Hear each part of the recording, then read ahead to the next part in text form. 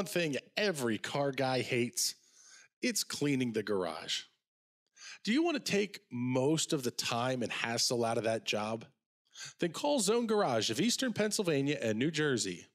Agnes and her crew will have your garage, shop, basement, or even your porch looking great all the time. With unique patterns and designs, plus the ability to incorporate your logo or any artwork, your space will never have looked better. Installation is done in 1 day, guaranteed, and Zone Garage offers a 20-year warranty on the top coat. Their coatings are durable, anti-slipped, and impact resistant. Give them a call at 570-856-6067. That's 570-856-6067 for Zone Garage of Eastern Pennsylvania and New Jersey. When you want to be the best, you can't settle for the rest. There's a reason that McConey Setup Shop is trusted by more virtual and real-world tracks and companies than any other setup shop in iRacing. With partners such as Stafford Motor Speedway, the Nashville Fairgrounds Speedway, Five Flag Speedway, Speed 51, and more. When you want something done right, you go to the experts at McConey Setup Shop. With setups available for most series on both asphalt and dirt, built by a team of professional builders consisting of some of the top talents on the service, McConey Setup Shop LLC has what you need to hit the track with confidence. Head over to McConeySetupShop.com and learn why McConey Setup Shop is the official setup shop of Richmond Raceway Esports and is partnered with some of the largest names in virtual and real racing. And remember, at McConey Setup Shop, there are setups, but your victories. I'm Ryan Newman, and since I started with Indiana Donor Network and Driven to Save Lives, I found out that some people think that they can't be an organ donor. The truth is, anyone can sign up to be an organ donor. Anyone? Anyone? Are you sure? Yeah, I'm sure. Anyone can sign up to be an organ donor. So don't count yourself out because somebody's counting on you. Go to driventosavelives.org and sign up today. But my heart's going to you, Ryan. Love that shirt. I'm heading out, man. You want to ride? No, I got my car, but I actually really need to go to the bathroom. Dude, are you okay? I am definitely buzzed. Yeah. I think I will take this, and I will take that ride home.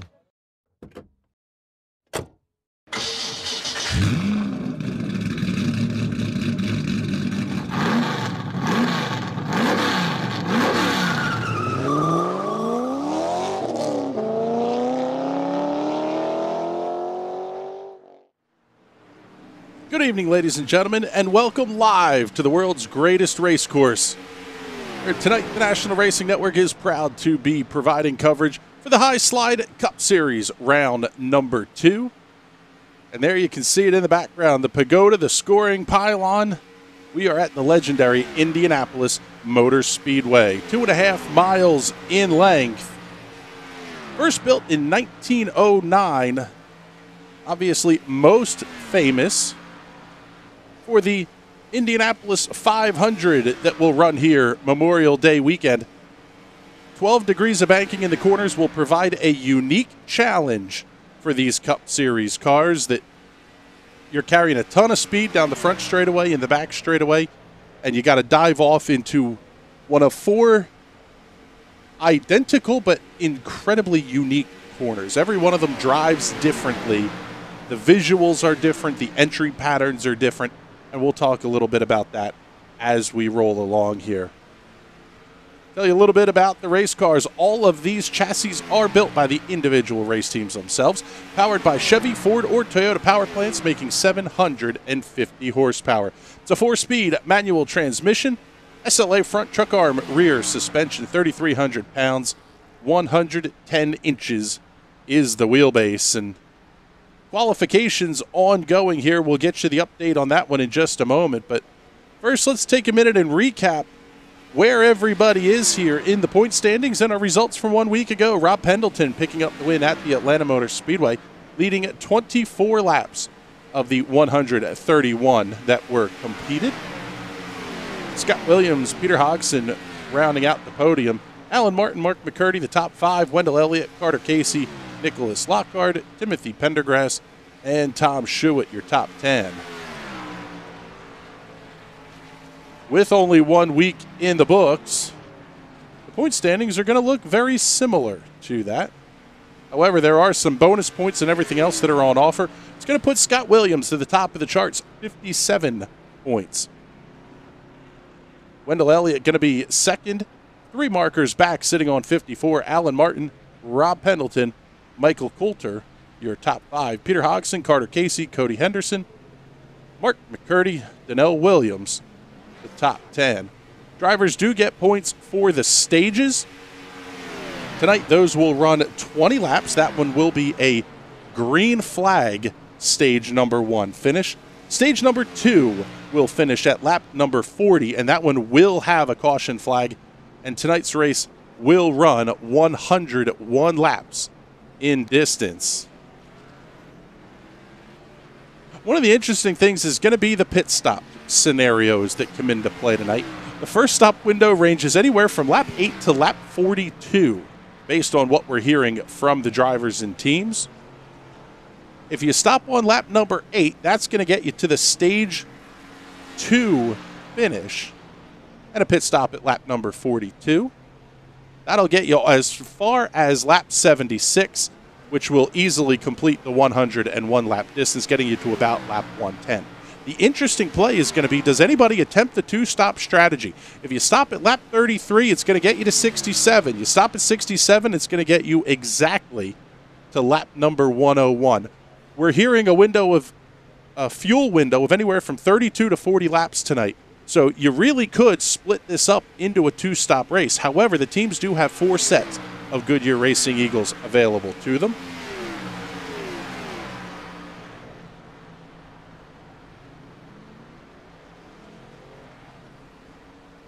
Let's bring up our current race results and, well, the qualifying results here.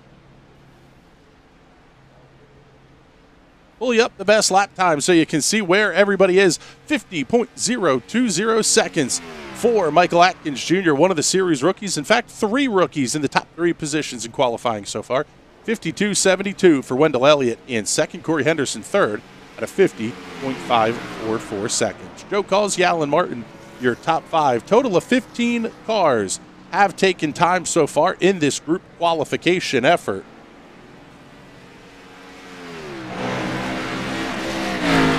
Just some of the down low speed shots on these drivers. Show you a little bit of the artistic side of this stuff. You'll see a ton of drivers are going to come out together. The draft is going to be so incredibly important tonight.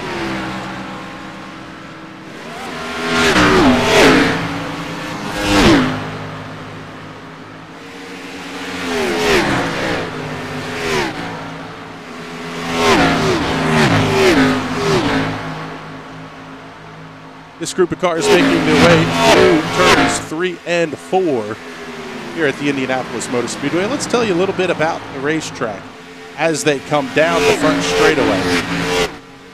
Across the yard of bricks, which you can absolutely feel in the steering wheel. And drivers talk about feeling it in the seat of their pants in the real world as well. Turn 1 feels incredibly narrow. You're driving into a wall of humanity. Back in the 60s and 70s, they used to say, drive till you see God, turn left. Off of turn number 2, which has a significantly more open profile to it, cars will head down the 5/8 mile long back straightaway. Turn 3 is not as tight feeling on entry as turn number 1 because of all the grass to the inside, which makes it very easy to push the car up against the outside retaining wall and absolutely ruining turn number 4. With how long the straightaways are, getting your corner exits nailed down is about the most critical thing that a driver can do here at the Indianapolis Motor Speedway.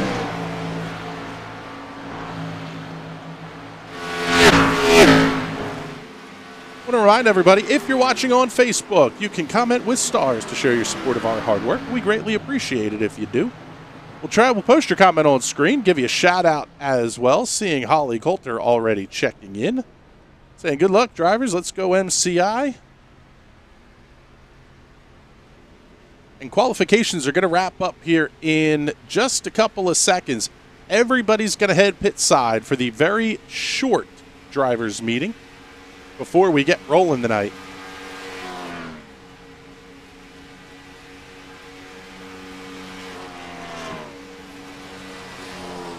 Alda Hernandez checking in. Petey Pop Maniac fan right here, repping the Bay. Oh, that is fantastic. Petey Pop is Peter Hodgson, and we'll get to talk to some of the drivers as well over the course of the night. Some of them we will bring in via Discord. Had an absolutely fantastic race 1 week ago. Donnell Williams with an absolute heartbreaker of a finish. Currently in the 12th position, and you hear the track starting to go quiet here.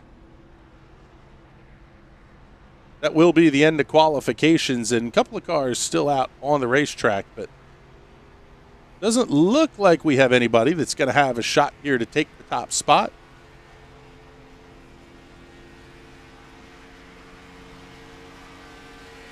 There you go. You see the checkered flags on the scoring pylons, so qualifications are complete here at the Indianapolis Motor Speedway.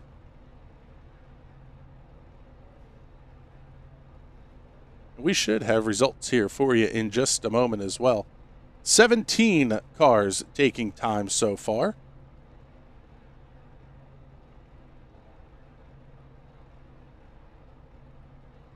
Total of 24 are currently entered in the server.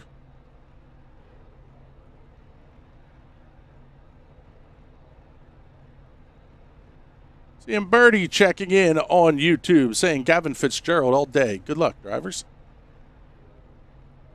Thank you, everybody, for hanging out with us here on a Sunday night. I want to wish a very happy birthday to one of our producers, Magdalena. Hope you're enjoying your Sunday evening off.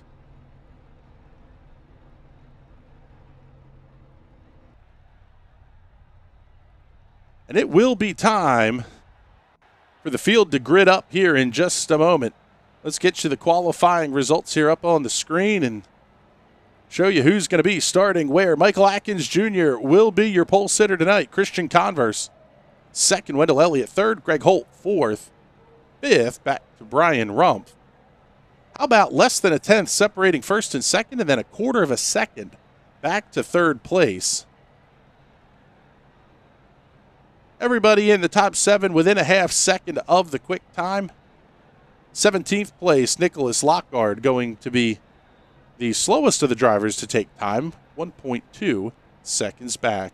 Here is your starting grid for tonight's High Slide Cup Series 100 one-lapper here at the Indianapolis Motor Speedway.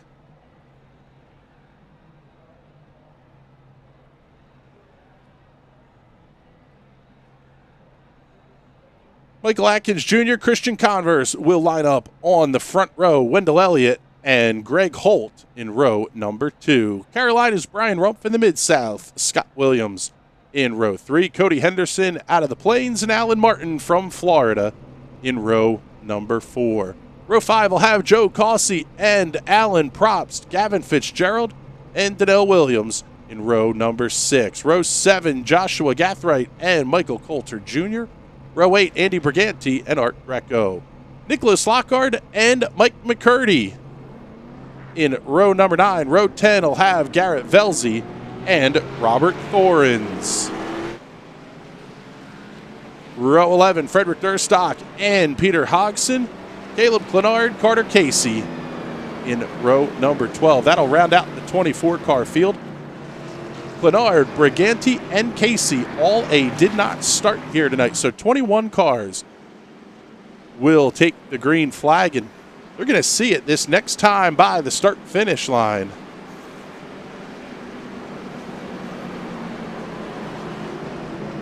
Andy Probst checking in. Good luck, Anthony. Baja Blast paint scheme looks great.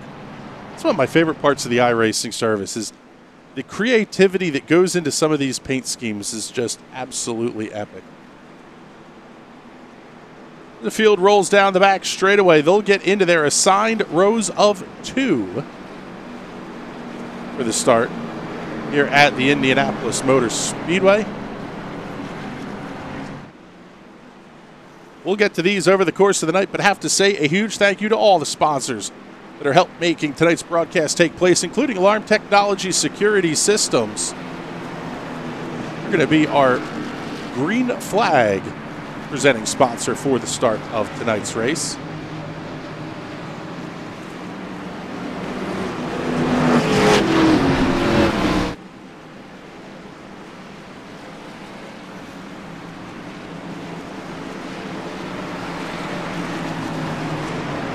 Off of turn number 4, you'll see the iRacing safety car make the hard left-hand turn. The field now under the control of Michael Atkins Jr. down the front straightaway. Great flags in the air. We're racing here at Indianapolis.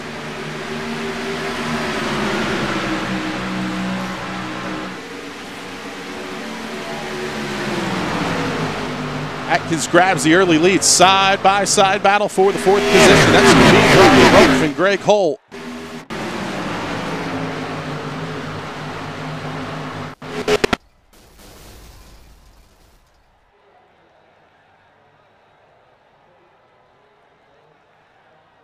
Seeing a connection issue on our end here, but everybody circling through. There, we got him back. Michael Atkins Jr. still your race leader.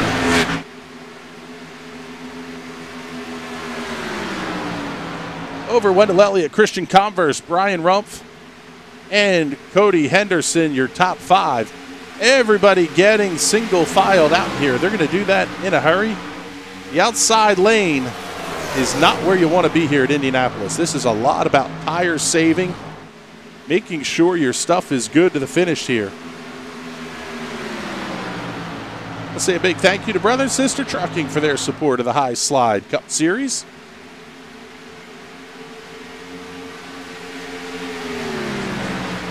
Let's head back in the pack here just a little bit. Trouble on the racetrack. Caution flag is out here on lap number 2. Early issue for Peter Hodgson. Get you the Hot Shoe Racewear instant replay here. Keep your eye on that number 2 machine. Oh, a little bit loose on corner exit. Nowhere to go. That's going to bring out the caution flag here as we work lap number 2.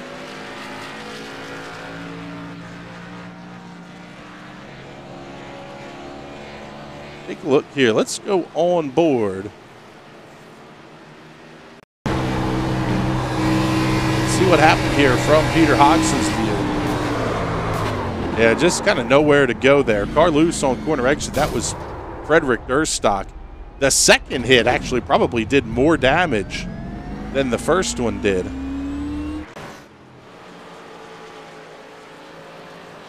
Now circulating under the caution flag here for the first time tonight. Shouldn't see anybody, potentially the 2 cars that were involved in the incident, on pit road. At least I wouldn't expect to see anybody on pit road this early.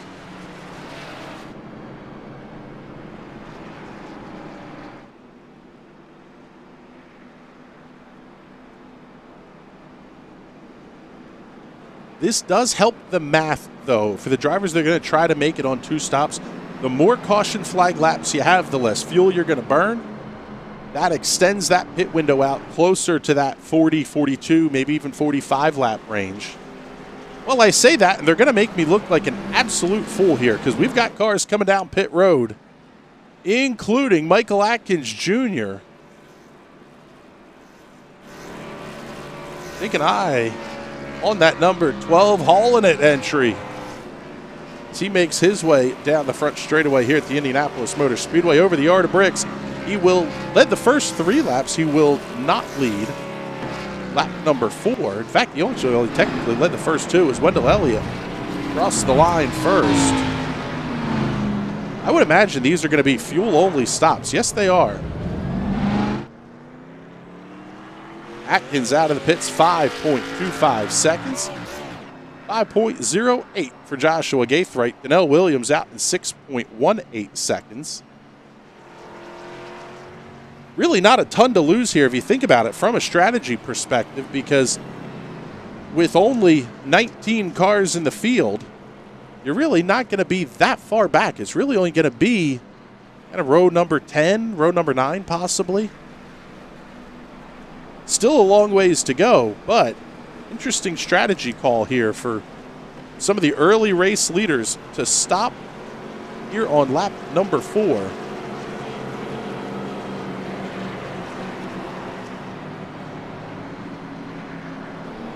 Maybe that a splash of fuel was all that was needed to get to the end of this one. So we'll head towards the front, pick up race leader Wendell Elliott.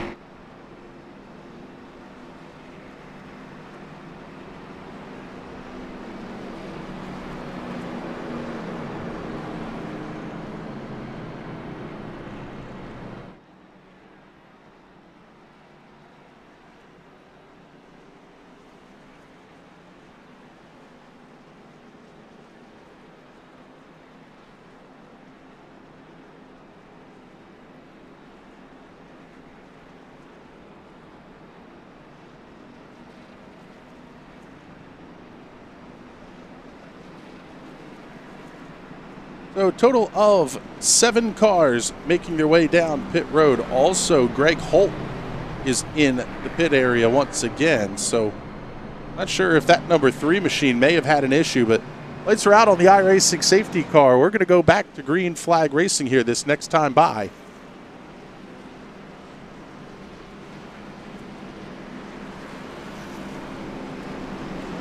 It'll be Wendell Elliott and Christian Converse on road number 1. Brian Rumpf, Cody Henderson on road 2. Road 3 will have Joe Causey and Scott Williams. Anthony Probst, Alan Martin on row 4. Gavin Fitzgerald and Nicholas Lockhart on road number 5. Get you the early manufacturer update here.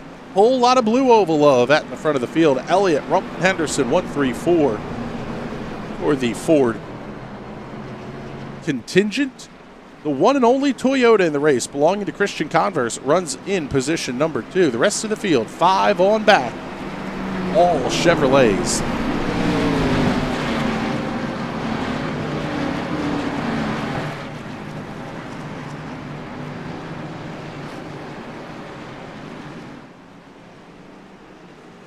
The field makes their way through turns 3 and now turn number 4.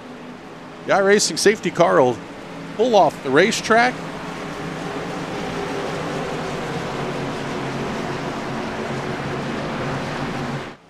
Now, do these cars that pitted have anything to get back to the front of the field here before the end of stage number 1, which will come as a green flag stage conclusion? At the line, green flag back in the air. We're underway once again. Elliott going to grab the early lead. Converse slots back into the second position. Oh, man, going to be a good side-by-side battle between Converse and Rumpf off of turn 2.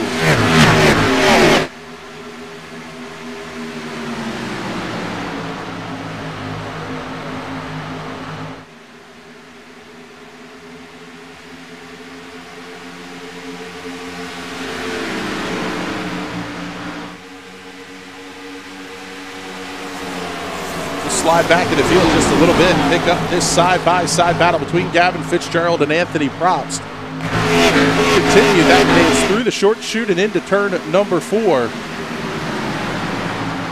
So far, Michael Atkins able to gain a couple of spots. After the stop, he's back up to the 11th position. Your hard charger on the night so far, Joseph Causey up 5 spots from where he took the green flag. A couple of cars getting up outside and into the marbles in turn number 1. It's not a friendly place to be, for sure. Corners here at Indianapolis are deceptively long. You look at them on paper and they look like a 90-degree square that you would just kind of arc it in, cut the edge off. You know, no big deal. You're going to almost drive it like a true oval. And it couldn't be further from the truth.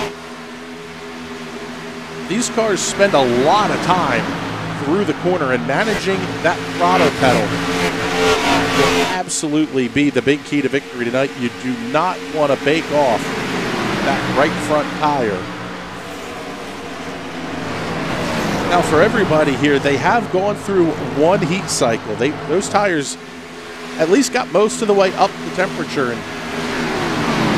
And it was a beer reference, but we're going to apply it to racing tires now too. They'll start to skunk. You have them cold, sitting on the grid at almost ambient temperature. You get them warm, then you cool them off again with the quick yellow, and all of a sudden, you've got a not real friendly tasting adult beverage on your hands, and the same thing will do for these tires. They will absolutely turn skunky. You get more than 2 or 3 heat cycles in them, and they're really going to be a handful. This battle continues down the front stretch. Anthony Probst to the outside. Nicholas Lockhart to the inside. That Tide Ride, number 10, or at least a variation on the Tide Ride. See the rear end of these cars really dancing out. They're tough to keep a control of, that is for sure. Lockhart now going to have to deal with Michael Atkins. He's continuing his move back through the field.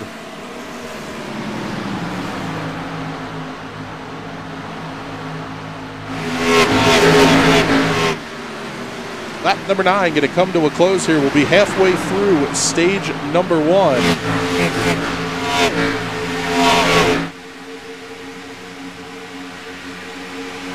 Get a couple of quick comments up here. Oh, man, they're bouncing off the walls as we see them coming down the front straightaway. PJ Patrick John saying, let's go Michael Coulter Jr. Ollie Coulter checking in as well.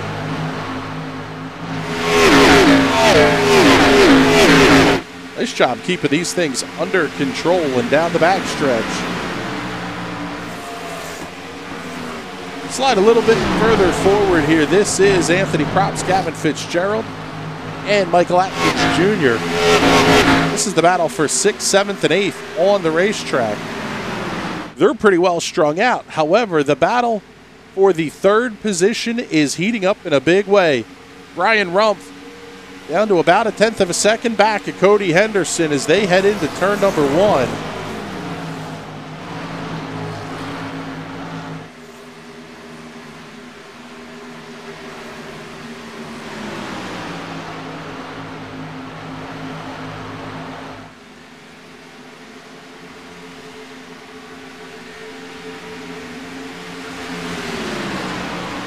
Let's do this one. So we haven't really had a chance to do this one yet. Halfway through stage number 1, we'll get the announcer to be quiet. We'll give you all a chance to crank it up.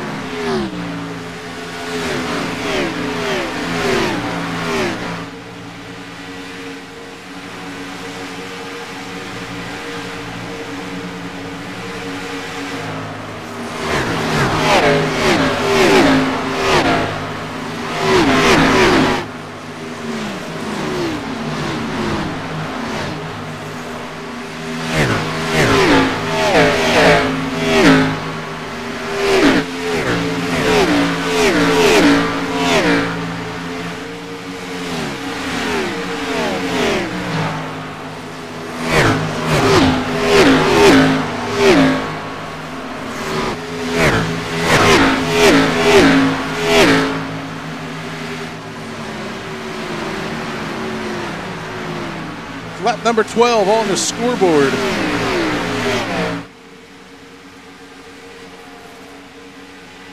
Field all holding pretty close to your single file. Oh, almost a little bit of contact just back behind them.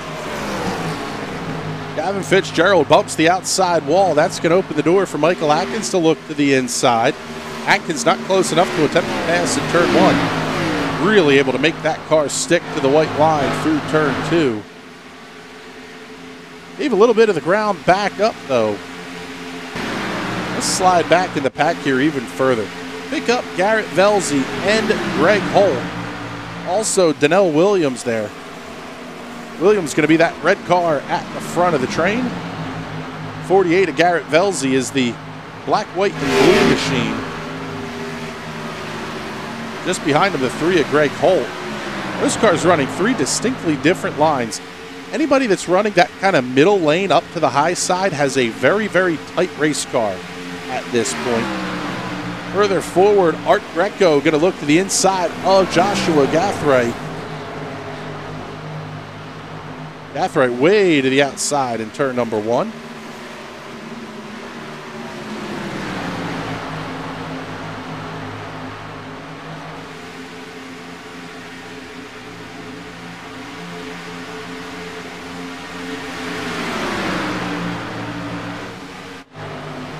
Looking back further forward once again, Michael Atkins able to get around Gavin Fitzgerald. They're going to be side by side. That's Joseph Causey and Brian Rumpf off the corner.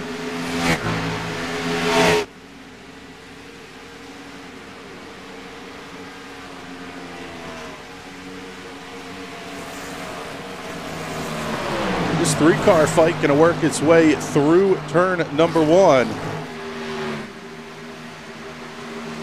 And Atkins might have gotten a piece of the outside retaining wall off of turn number 1 there, just back behind the battle that we're following.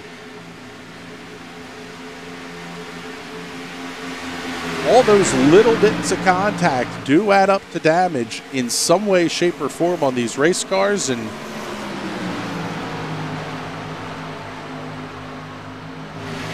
it will for sure slow things down when it comes time for pit stops. So far, the only cars that have made stop on lap number 3, the exception of Greg Holt. He came in on lap number 4.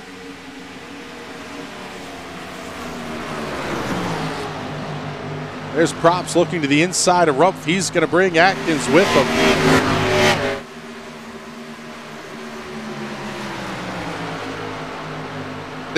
Atkins able to clear for the spot as well.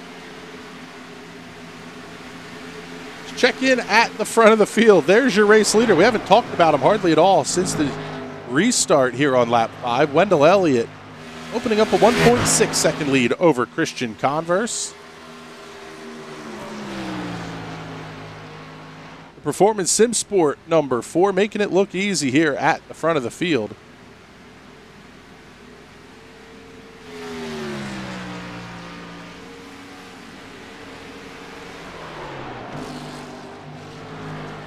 Christian Converse is gaining a little bit of ground. He's up 2/10 in that Joe Gibbs themed number 19 Z-Line entry. Once again, the only Toyota Camry in the show here tonight.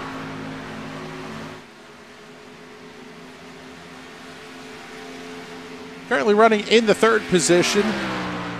3 seconds back is Cody Henderson. Cody had the biggest heartbreak of the race at Atlanta.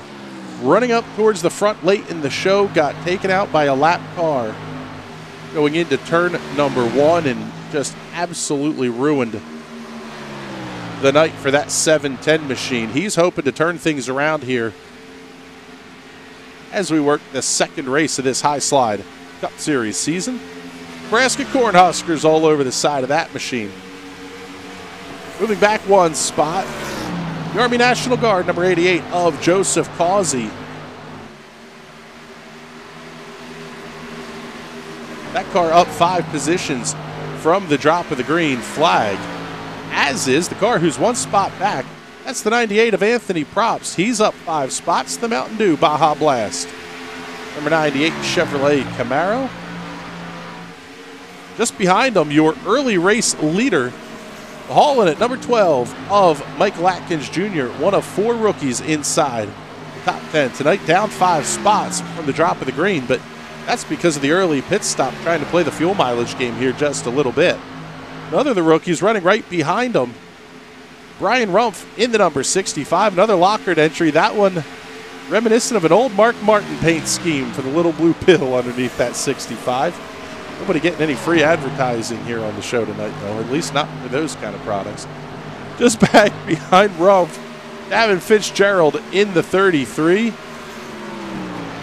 Big wiggle out of that car. He's got a whole bunch of handful.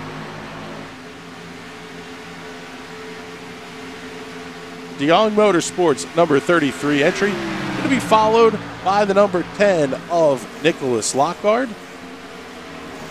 A couple of Chevrolets battling into the corner there. And one more car inside the top 10.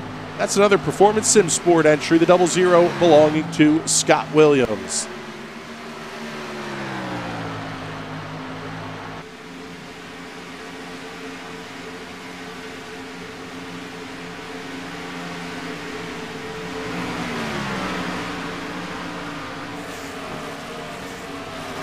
Capacity crowd here for the Cup cars, something the Indianapolis Motor Speedway has not seen for a very long time for the stars of the real-world NASCAR circuit, but it's a beautiful part about iRacing. Every day is a great day to be at the racetrack. Working lap number 20 through the short chute, and it'll be through turn number 4.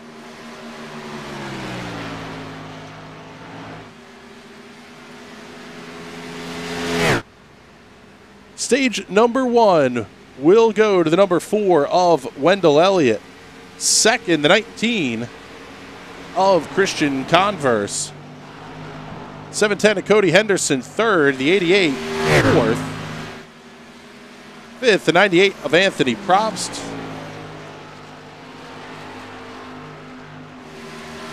Sixth will be the 12 of Michael Atkins. 65 of Brian Rumpf.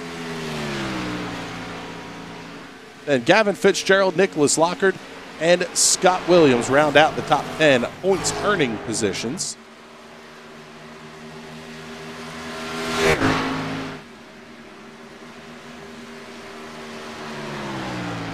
And once again, we will stay green here for the end of stage number 1. The same cannot be said for the end of stage number 2. That one will see the at minimum second caution flag of the race, the first scheduled caution flag. Great battle coming off the corner here. That's Nicholas Lockard and Gavin Fitzgerald. Fitzgerald looking to the inside of Lockard into turn number 1. He throws, almost a little bit of a slider. Those two cars may have made contact on corner exit. Everybody keeps it straight and narrow. We stay under green.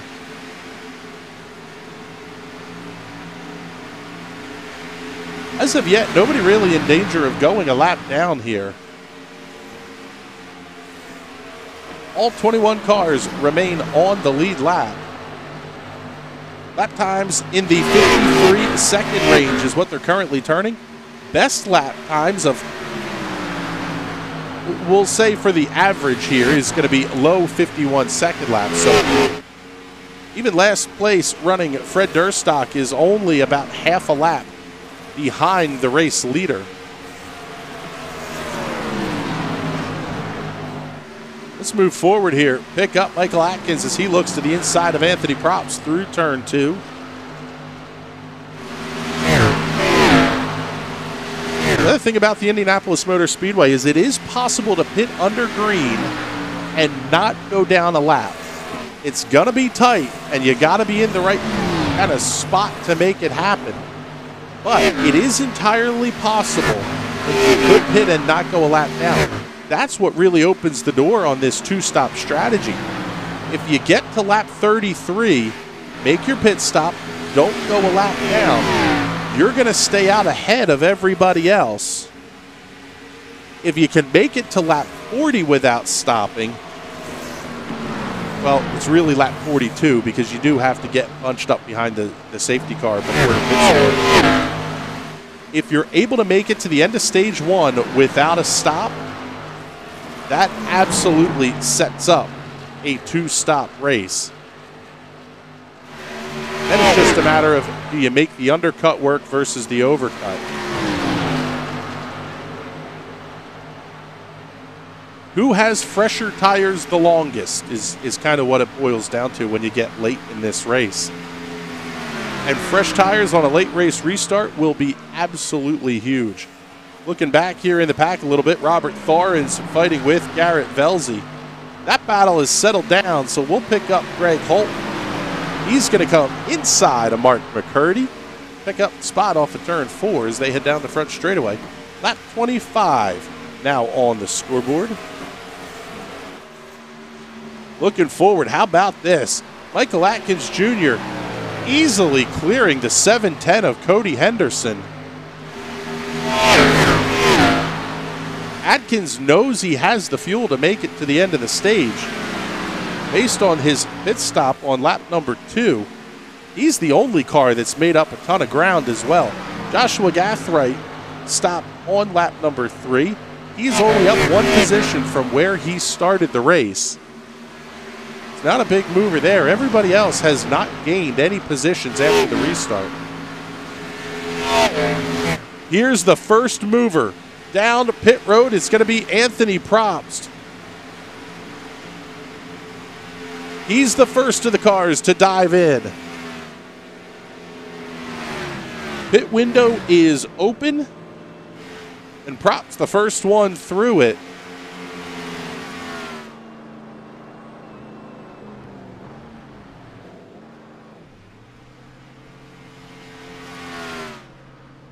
With 4 sets of tires, the drivers do have some options that they can play with here. You could stop at lap 26, lap 50, lap 75, make it to the end and do it on 3 stops. Crew has already completed their service on the left-hand side. I think we may have a pit speeding penalty here for Anthony Probst because that car is sitting for an eternity. 30-plus seconds here on pit road. I know there's damage to that car that we're not able to see here, but Art Greco also in, Fred Durstock in. All of these cars making their first pit stops. The 88 of Joe Causey overshoots his pit box just a little bit. On his way out of the pit area now, Anthony Probst, 55.27 seconds. So most certainly a penalty to be served there. That will put you down a lap. Joe Causey, on the other hand, 8.53 seconds, right side Goodyear Racing Eagles. Sunoco Racing fuel going in that machine as we work lap number 28. Now Cody Henderson going to make his way down the pit road. Also Scott Williams and Joshua Gathright.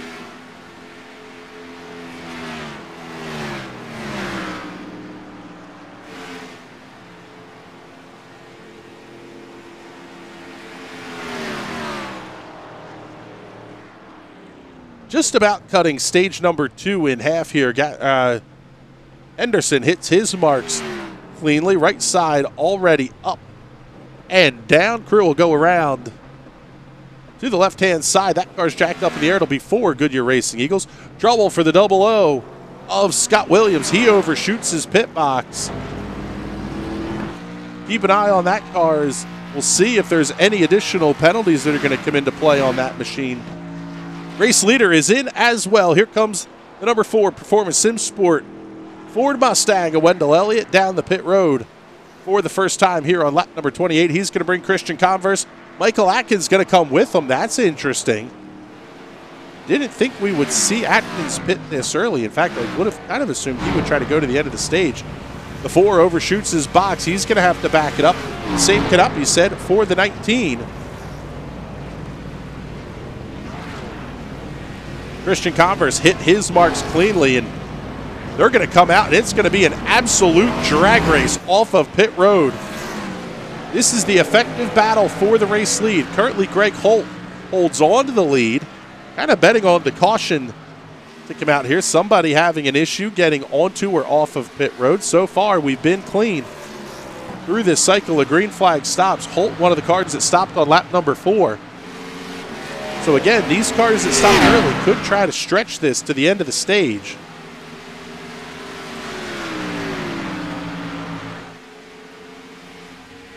Let's pick up your race leader. Once again, another Performance Sim Sport entry. Greg Holt in the number 3. About 10ths back is Michael Coulter Jr. in the number 1.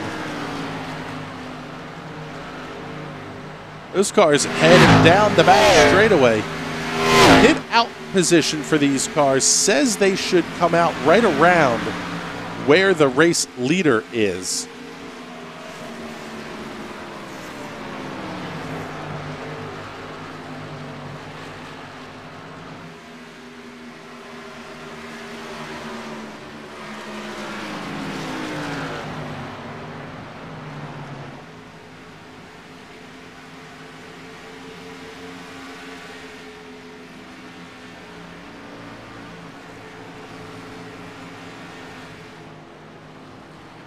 Now Coulter, Danelle Williams, Garrett Velzy, and Robert Thorens all making their way down pit road.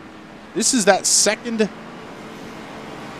group of cars. Now Greg Holt, the only car remaining on the racetrack that has not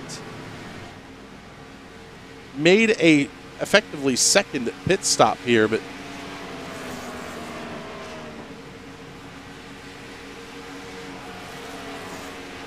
keep our eye on these cars as they come off the pit road, see if there's any issues, or we'll pick up Greg Holt, the race leader here, with a 24-second lead, and he's going to make the call to head down pit road this time by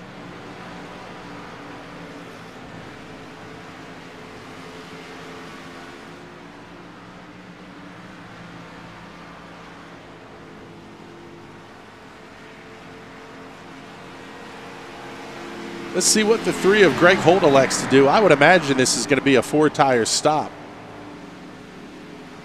Joseph Causey, the big mover there on the pit stops, electing to take only 2 tires. He's going to come out and be your new runner-up runner as Wendell Elliott comes around to reclaim the race lead as we work lap number 32.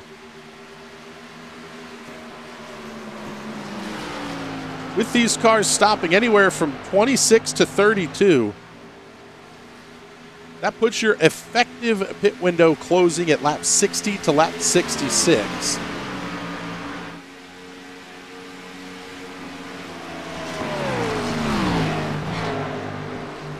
All but committing these drivers to a 3-stop strategy.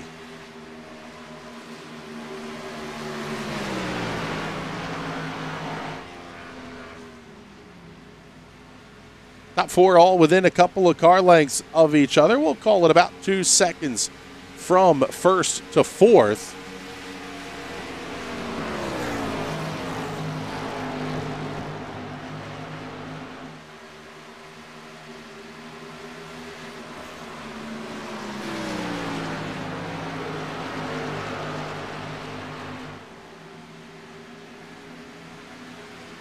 Tough break for Greg Holt. He's going to be back on the pit lane after a 10.02 second stop just a lap or 2 ago.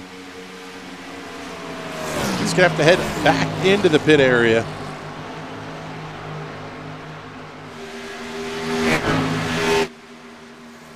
That will cost him a spot on the lead lap.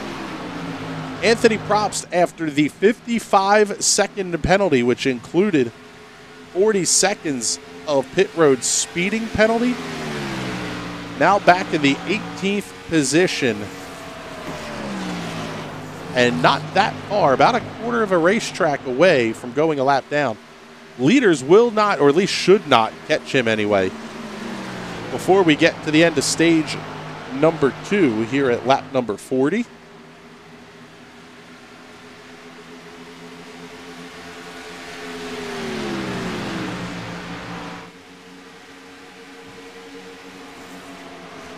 Really a great call by Joseph Causey to come in and elect to take the right side tires. Gained him a ton of track position, and if everybody stops at lap number 40, they'll have burned 2 sets of tires apiece. And by staying there at the front, he's going to have a good shot late in this race as the battle for the lead is going to rage into turn number 1. In fact, it won't be much of a battle at all. Cody Henderson swings to the inside on corner entry. He takes away the race lead from Wendell Elliott. Becoming the fourth race leader of the night. Following Michael Atkins, who led the early stages, then Wendell Elliott. Greg Holt held the lead for a couple of laps while the field was under the cycle of green flag pit stops. Elliott claimed the lead once that cycle was completed. And Cody Henderson picking up the official race lead here at the conclusion of lap 35.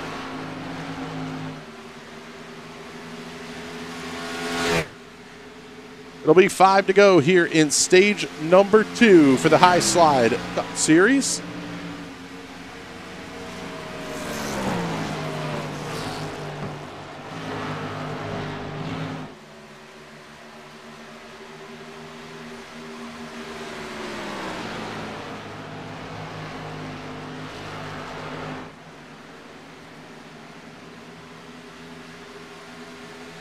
Make sure we also say a big thank you to Ray's Import out of Smithfield, Virginia, for their support of the High Slide Cup Series.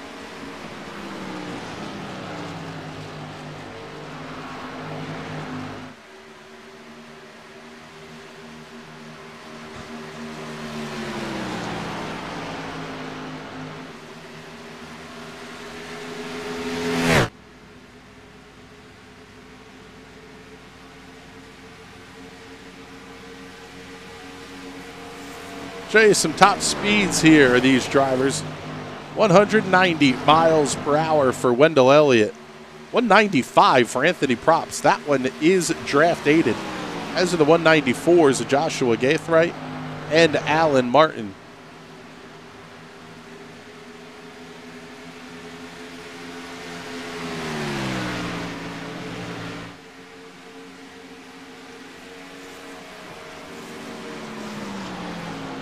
Following that manufacturer battle, the Blue Oval Brigade at the front. Cody Henderson, Wendell Elliott, a couple of Fords. Joseph Causey running third, the first of the bow tie bunch. Christian Converse holding a top 5 spot. Ford Toyota Racing Development.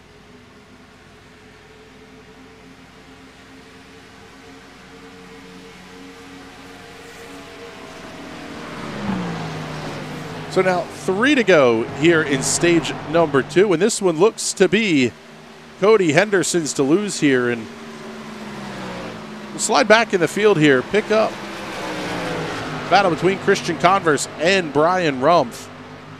Rumpf to the inside, Converse to the outside. They're going to be fighting a little bit of lap traffic here as well. That is the 72 of Art Greco just ahead of this battle for the 4th position. Rumpf takes the clean line through turn number 3. He'll hold on to the spot. Greco up and out of the way through turn 4.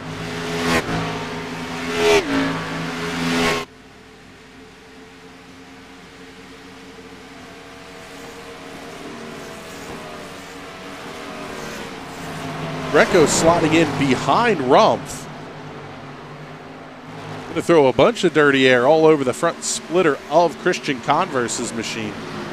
Greco not making it easy to get around them, that's for sure.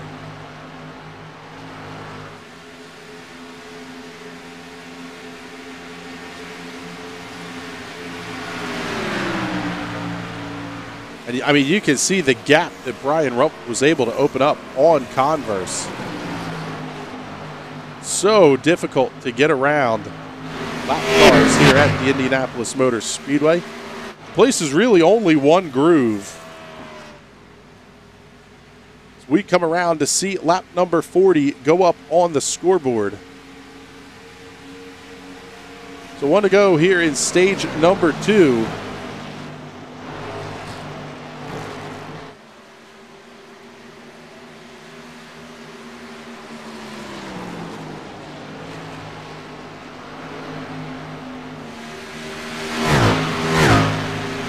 Points on offer, along with 1 playoff point for the winner of the stage. Wendell Elliott claims stage number 1, but he will not claim stage number 2. Brian Rumpf looking looking outside of Joseph Causey. He's able to get the pass completed. So Rumpf moves up into the top 3. Lap 41 goes on the scoreboard and should see the caution flag come out here in fairly short order anyway. At least we're anticipating to see the caution flag based on the stage lengths. There it is. Caution flag is out. Cody Henderson in the 710 claims stage number 2. Wendell Elliott, Brian Rumpf, your top 3. Joe Causey, Christian Converse back through 5th. Michael Atkins, Nicholas Lockard, Gavin Fitzgerald, Joshua Gathright, and Alan Martin round out your top 10.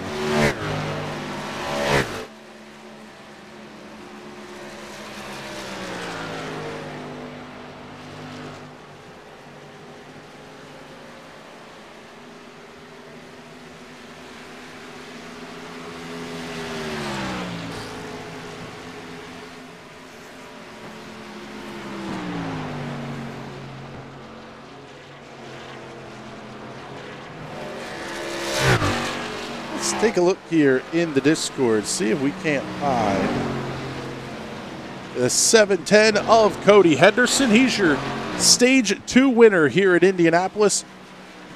Cody, you're getting tucked up behind the pace car here. We know you don't want to give away what your strategy might be here, so we'll try to make this one quick. But congratulations on the win there. The car looked really good in stage 2. I appreciate that. Let's hope it goes the rest of the way, too. Looked like you were able to dispatch Wendell pretty quickly there once you got caught up to him. Was it just a matter of saving tires to get to the end of the stage, or what was the thought process there? Yeah, we're going for the points, looking to find a way. If we can't win one, we're at least going to get in by points. So that's the strategy most of all. All right, bud. Well, congratulations on the stage win. Good luck the rest of the way. I appreciate that, man. There you go. Cody Henderson picking up the win here in stage number 2.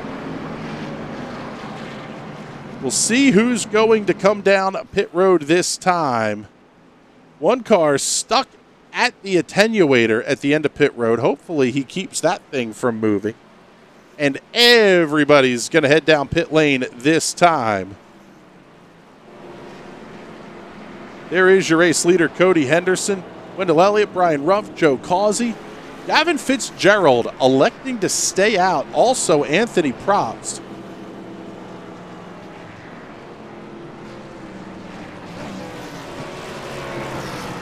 Oh, the 710 overshoots his pit box. Unforced error for the 710 of Cody Henderson. Everybody going to make their way quickly off of pit road. Splash and dash looks like for a lot of these cars. Henderson out 9.57 seconds. Brian Rumpf going to beat him off the pit lane, 7.35. Pit stop time for the number 65.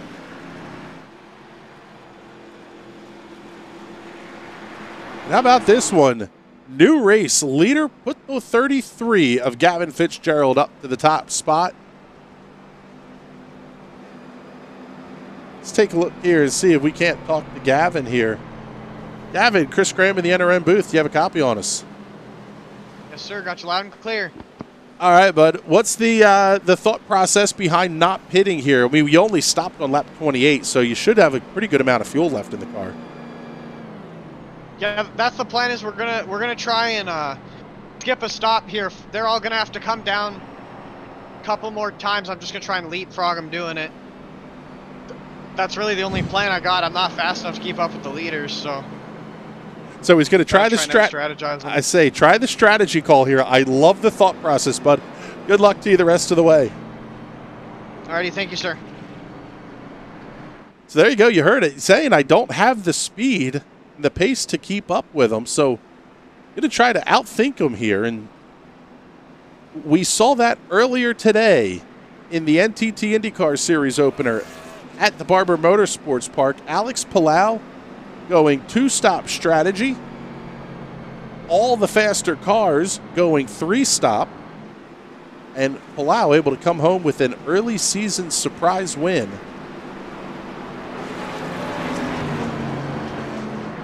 For sure, young Spaniard making the best of his first season with Chip Ganassi Racing.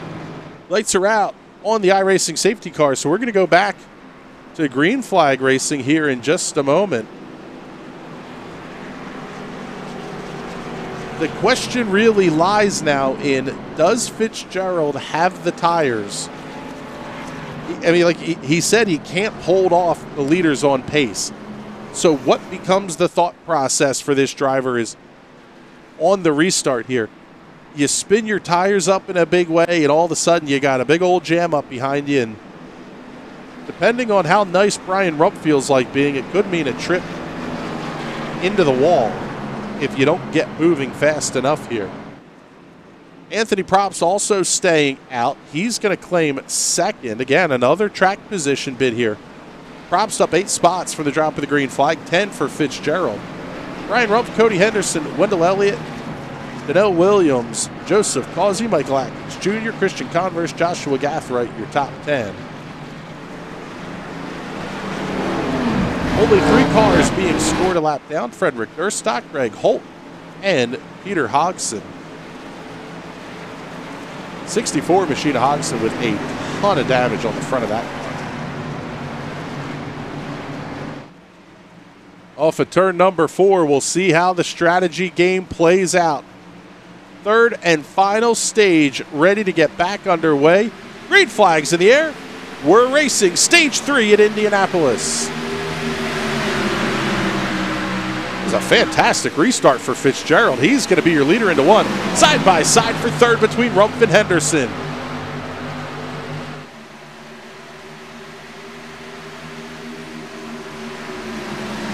That is an absolute hornet's nest that's starting to develop.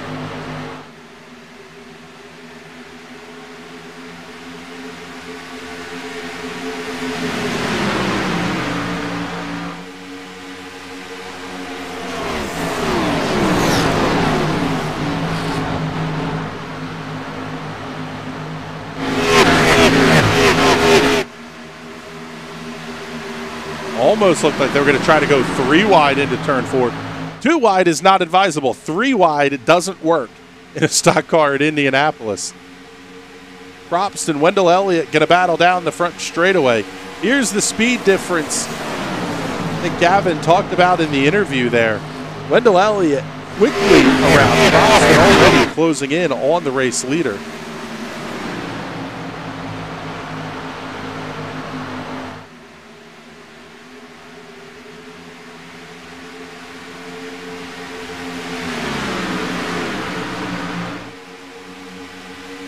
Gavin Fitzgerald is going to have to go until at least lap 67 before he makes what would be his final pit stop. He is relying on a very, very long green flag run as Wendell Elliott comes around Fitzgerald, not even really putting up a fight. That's not the strategy game that he's playing here. He is thinking very long term. Props falling back through the field. Fitzgerald doing so as well. Oh, man. Props got a little bit of right side romance there. He's able to keep it off the outside safer barrier in 1, but that car is an absolute handful right now. We'll head back, pick up 2nd, 3rd, 4th, 5th, and 6th. Joseph Causey, Gavin Fitzgerald, Christian Converse, Michael Atkins, and Joshua Gathright.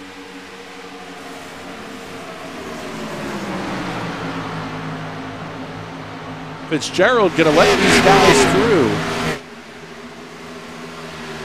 He still has 20 more laps to go before he makes what would be his final pit stop. The time delta is around 70 to 80 seconds. That's what his lead needs to be at the final sequence of pit stops. So if he has less than 70 seconds in an advantage over Elliott, Causey, Converse, all these cars back behind him, the strategy gamble will not pay off.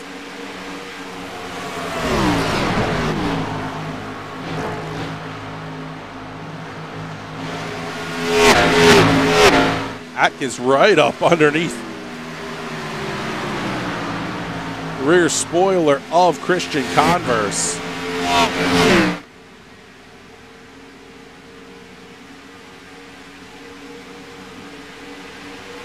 Rapidly approaching the halfway point here at the Indianapolis Motor Speedway. 2 cautions so far tonight.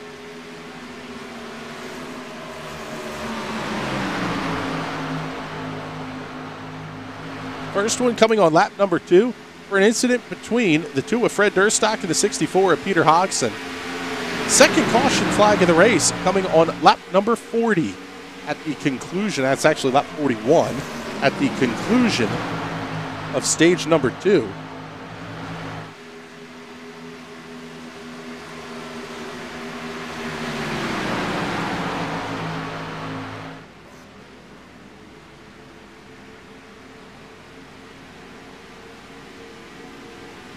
Battle starting to develop back in the pack just a little bit. We'll slide back, pick it up. Alan Martin in the 05. Dano Williams in the 82 just ahead of him.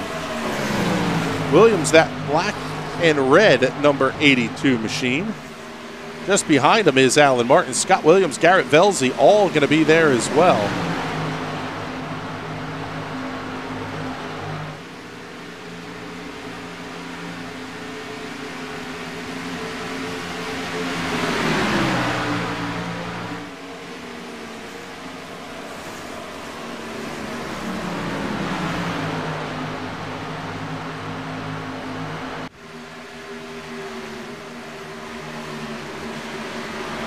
Also mixing it up in there, looks like the 3 of Greg Holt as well.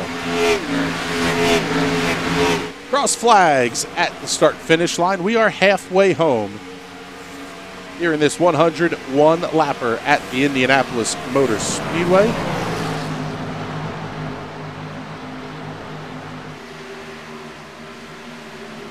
(252.5 miles the scheduled distance.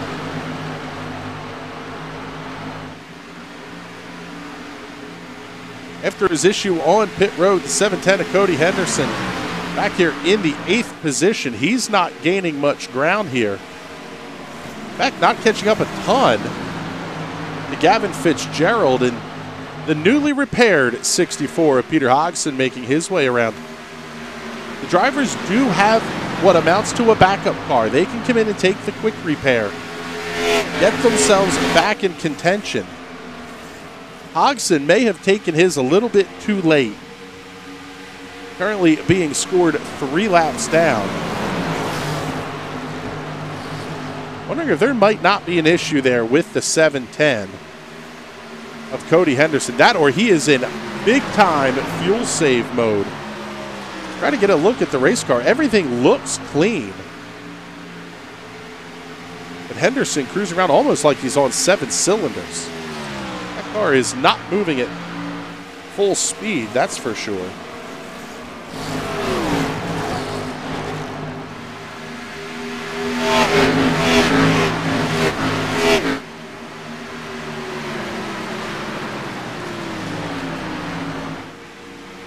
Taking a look back to the front of the field as Anthony Props makes his way off of pit road. Props will go a lap down. Now 6 cars being scored, 1 lap in arrears to your race leader. That is the number 4 Performance Sim Sport Ford Mustang of Wendell Elliott. His lead is, well, it was 3/4 of a second on entry to turn number 2, but that gap is shrinking in a hurry as Michael Atkins Jr., your pole sitter and one of the quickest cars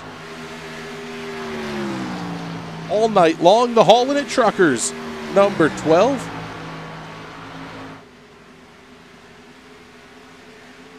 Now closing in inside a 0.6 of a second on race leader Wendell Elliott.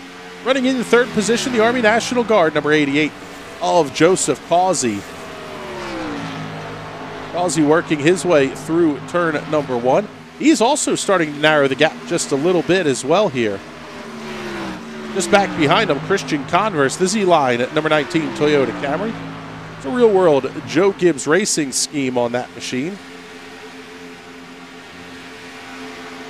Just back behind 19 is the 89 of Joshua Gathright, up 8 positions for the drop of the green flag. Another of those Performance Sim Sport cars. We'll give a shout out here to your hard charger of the race so far. Mountain Dew Amp Game Fuel number 48. That's Garrett Velzy piloting that Chevy Camaro. Looking back towards the front, the battle for the lead had started to close in. In fact, it's continuing to do so. Inside a half a second, Michael Atkins Jr. biding his time, just nibbling away at that lead. By sitting in the draft, Atkins is able to conserve some fuel. Not as much as what we're seeing out of Cody Henderson, who's now fallen back to the 11th position. But a little bit of fuel savings could go a long way here. The initial calculations on the strategy that Gavin Fitzgerald is attempting has him about 5 laps short, potentially. So it's going to require a fair bit of fuel saving.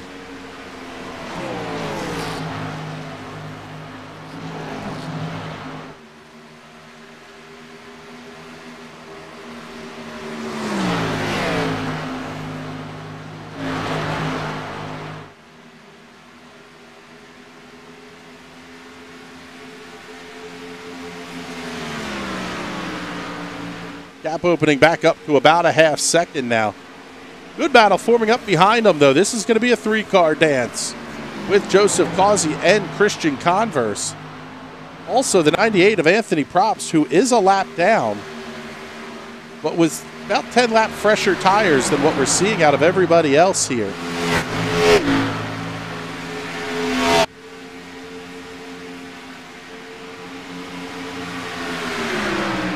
Converse looks inside. Causey going to fight back to the outside, but not going to be enough on corner entry into 1. Just too much time lost. In fact, that lap car of Probst now going to be coming around.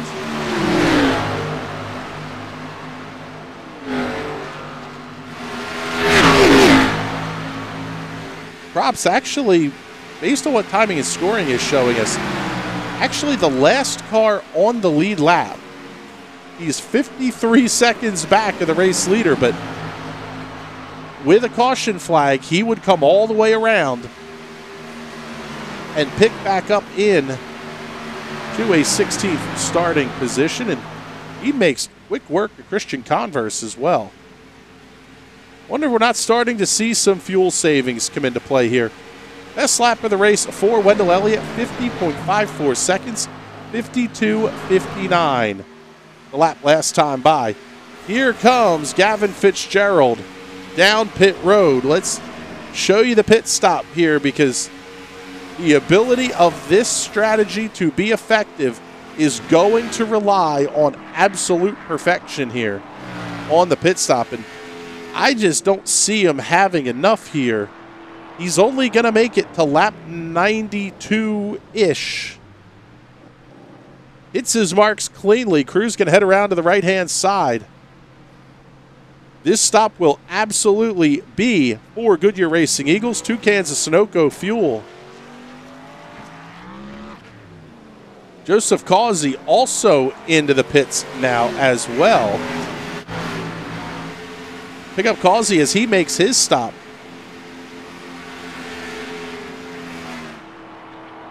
This is kind of an interesting play here. Has Gavin Fitzgerald basically forced everybody to get onto a similar strategy here? As Causey makes his way down pit road, hits his marks cleanly with the precision expected of an Army National Guard sponsored entry. Crew finishes their work on the right side, heads on over to the left side for Goodyear Racing Eagles. 2 cans Sunoco fuel. That car will be, well, held in the pit area here. Oh, did he get the speeding on entry? That would be an absolute heartbreaker. We'll keep you updated on it here. It looks like he did. Christian Converse making his way in for pit stops here.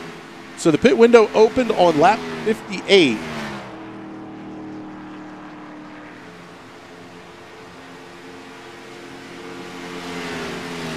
Joseph Causey still not out of the pit area yet. That absolutely the 40-second penalty that comes with a pit road speeding issue.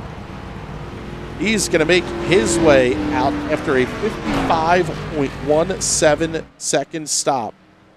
Christian Converse looks as though that car has disappeared out of the session here.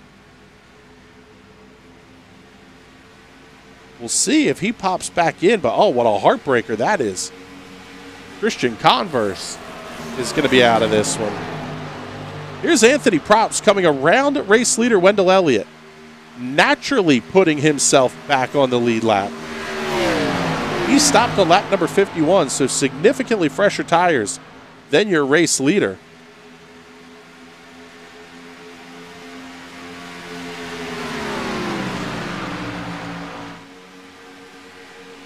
It looks like Christian Converse is out of the race. Not seeing that car come back into the pit area.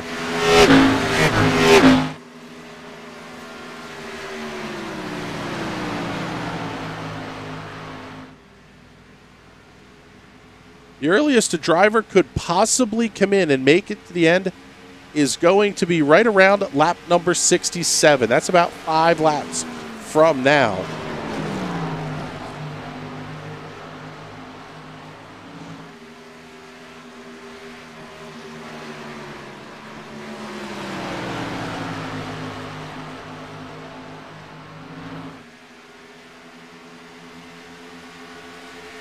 Joshua Gathright now going to be pit side. He's making his way in.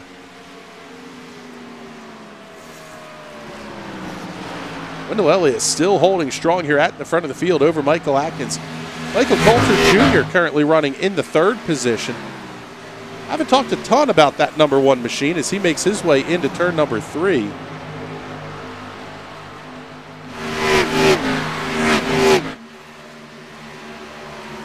Second place running Michael Atkins Jr. down pit road. Lap number 63. This is going to be incredibly tight on his ability to make it to the end of the race.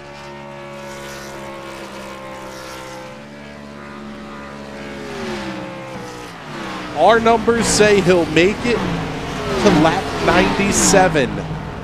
Just a handful away, but that's a whole lot potentially to have to save late in the race here. Crew already finished on the right-hand side. They'll get the left side up in the air. Once again, for Goodyear Racing Eagles, Toucan Sunoco Fuel.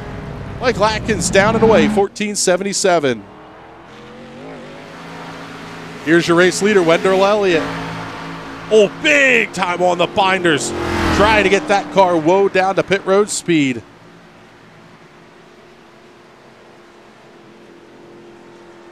On the NASCAR oval, or the non-IndyCar oval, I should say, at the Indianapolis Motor Speedway, pit road speed limit starts outside of the pit area.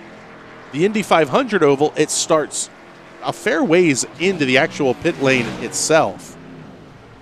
As the 4 comes in, he's going to hit his marks completely clean. Just over an hour and 2 minutes into this one. We've been very, very clean so far. Crew finishing their work on the left-hand side. The 4 is down and away. 15.25 seconds. About half a second slower than where Michael Atkins was. And Atkins is going to come absolutely screaming around the outside.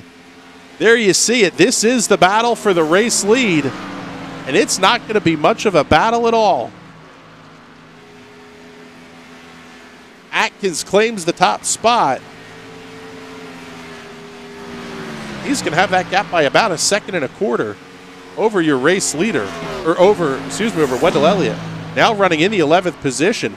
Let's pick up your race leader, however. Haven't talked a ton about this guy all night. This is the 05 of Alan Martin. Running the Landshark Chevrolet Camaro. Good looking paint scheme on that car. He is your race leader, last stopping on lap number 42. His window could go as late as lap 76, which would have him plenty good to the end of the race. 67 is where they need to get to to make it to the end of the show.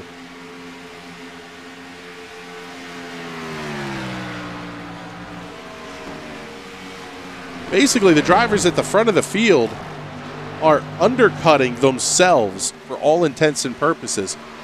You may need to be a little bit ginger on your throttle application, try to stay in the draft, conserve a little fuel, but it prevents somebody from leapfrogging you with the poorly timed caution that may come out.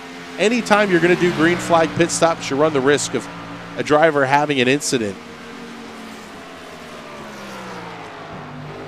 Currently running in the second position, the 00 Performance Sim Sport Camaro of Scott Williams.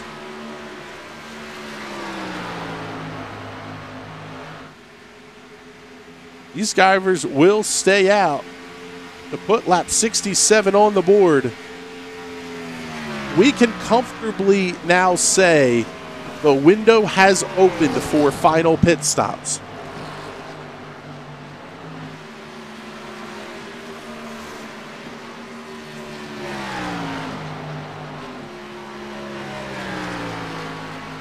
Managing tire fall off is going to be absolutely critical for these drivers who stop a couple of laps ahead of this lap 67 mark.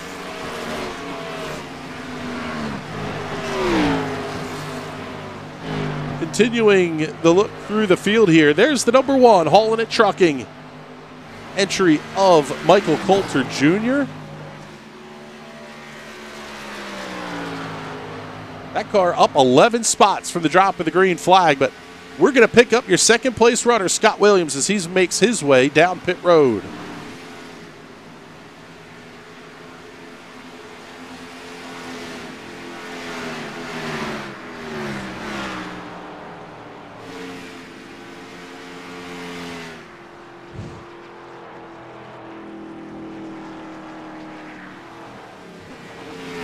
Down into his pit stop. He slides it in, just barely making the marks.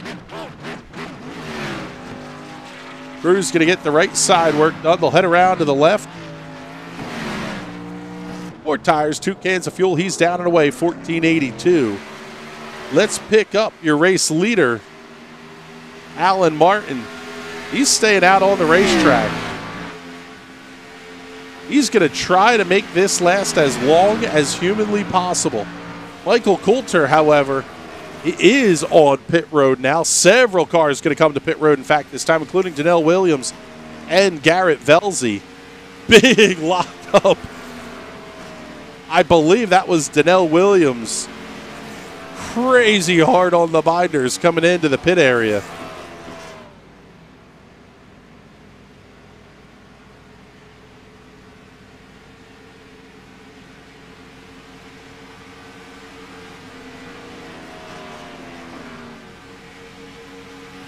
Oh, tough break for Velzy in the 48. In fact, he may have been out of fuel because he had to take the quick jump back into the pit stop here. On his way out is Michael Coulter Jr. Alan Martin is on his way in. Race leader making his way down the pit road for what should be a final pit stop.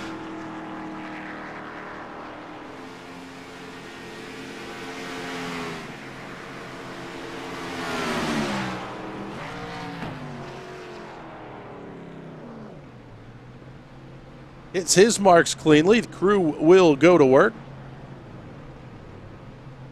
Also seeing the 710 of Cody Henderson in his pit box as well.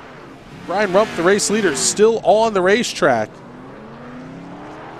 Martin down and away, 15:48, 14:53 on the stop for Henderson. Let's pick up, however, your race leader, Brian Rump. See when he's going to make that final pit stop. It's going to be this time, but he is going to be huge on the binders to get that car down through the pit road speed limit. And actually, he was not far from being passed organically for the race lead by Michael Atkins and Wendell Elliott. will finish up the coverage here of this round of pit stops, and then we'll pick up the battle for the lead.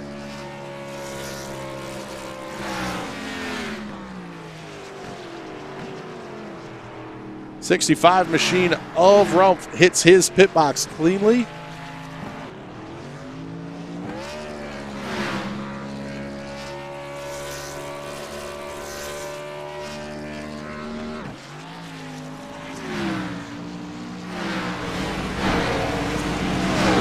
Is on his way out as the battle for the lead is going to make its way down the front stretch. Just a couple of car lengths separating Michael Atkins and Wendell Elliott, lap number 72 on the board.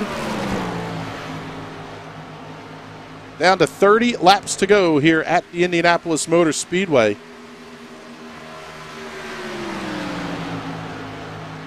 This could potentially be a splash and dash scenario for some of these cars.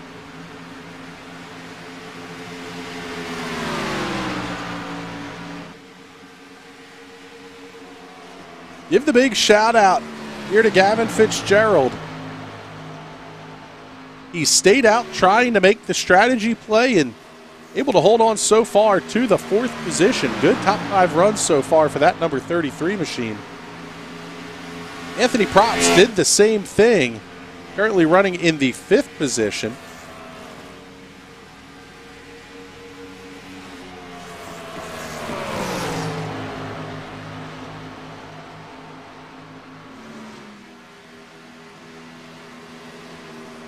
And we may not be done with pit stops yet, folks, depending on what these drivers are going to turn for lap times. I mean, we're seeing they're 52.29s, in fact, matching 52.29s for Michael Atkins and Wendell Elliott. Let's show you the time deltas between them here.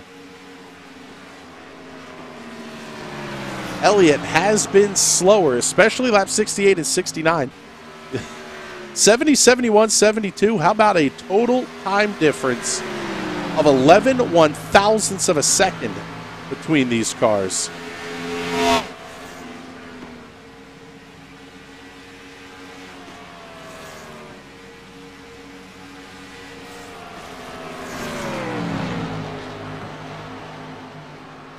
Lap 73 going in favor of Michael Atkins. Starting to open up that lead just a little bit. Let's move back to the pack. Pick up Scott Williams as he comes around. Gavin Fitzgerald. That's going to move Fitzgerald back to the 5th position. Props will now run 6th.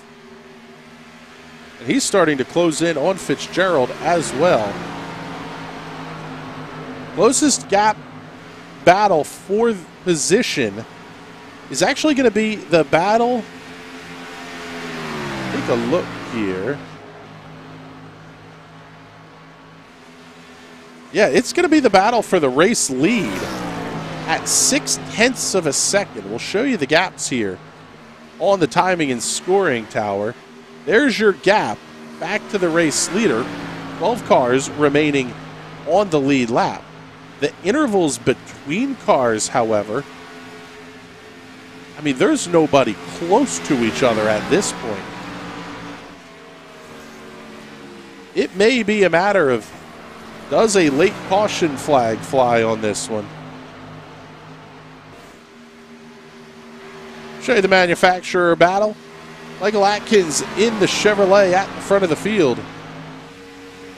Wendell Elliott in the Ford holding up his end of the bargain for the Blue Ovals. Greg Holt, the top running Toyota, in the 14th position.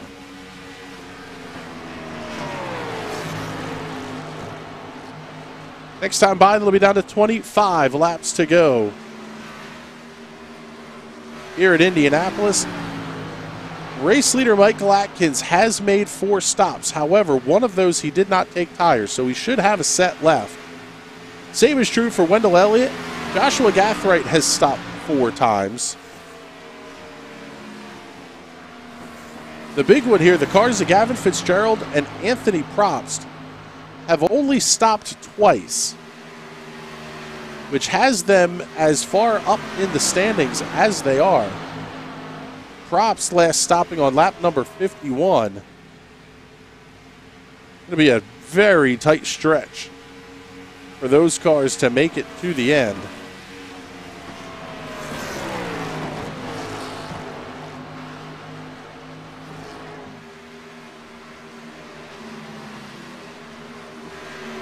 Seeing Peter Hodgson back pit side here. He had an issue on the racetrack. Let's take a look here and see. Anthony Props making his way down pit road. So that would be the final stop for Props. His issue is going to be, is he able to get off a pit road without losing a lap? And I don't think he will.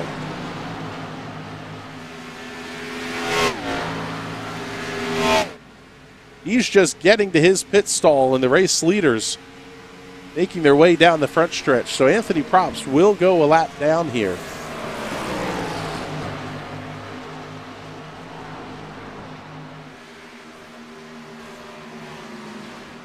See if we can show you.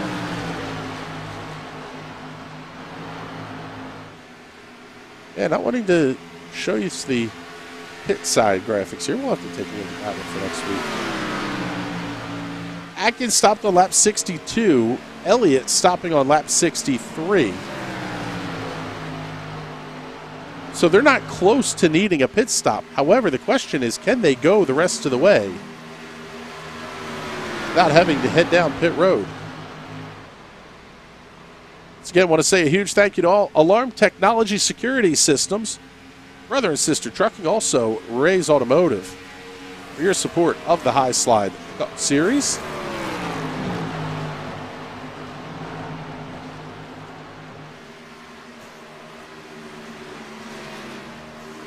What do you think here?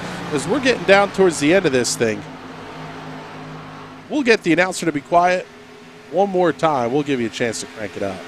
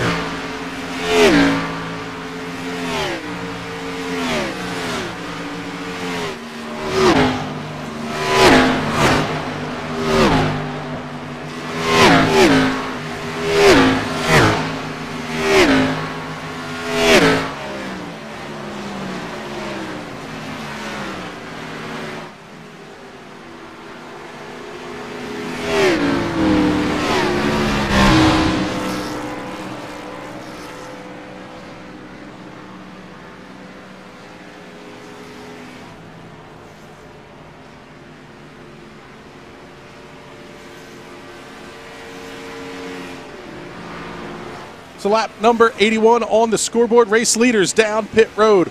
Michael Atkins Jr., Wendell Elliott having to make their final stops. Race lead now belongs to Scott Williams. He stopped on lap 67.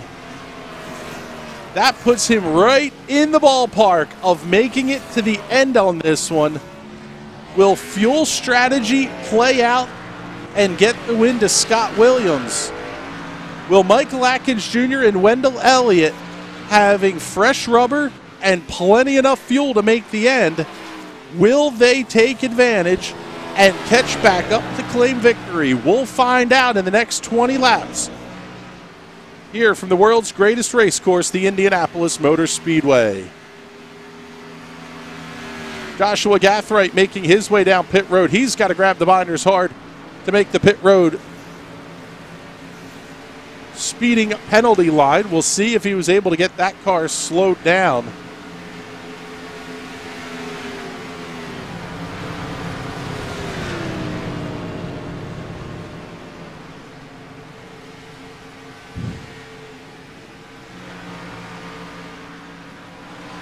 Just an extraordinarily clean race to this point. The announcer will knock on wood so our curse doesn't come into play here. 89 down and away, 14.67 seconds. There's your new race leader, Scott Williams. He's coming into the pits this time as well.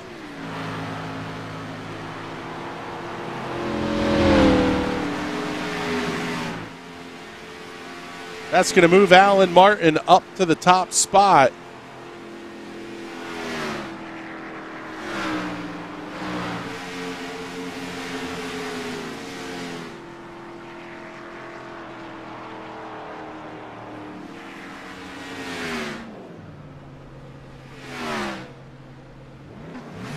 Double O hits his marks cleanly.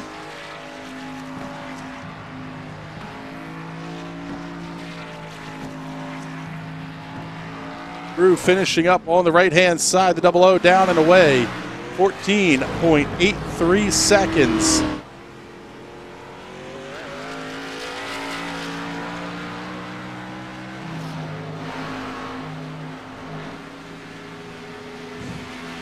Here comes race leader Alan Martin now in pit side. Looks like Gavin Fitzgerald is going to be coming with him. Also the 710 of Cody Henderson. So 3 of the top 5 on pit road right now. That should, so long as Michael Coulter Jr. does not stop, or once he stops, I should say, that's going to pass the lead back to Michael Atkins. And it may not matter because the lead is 3 seconds and rapidly shrinking for that number 1 of Coulter.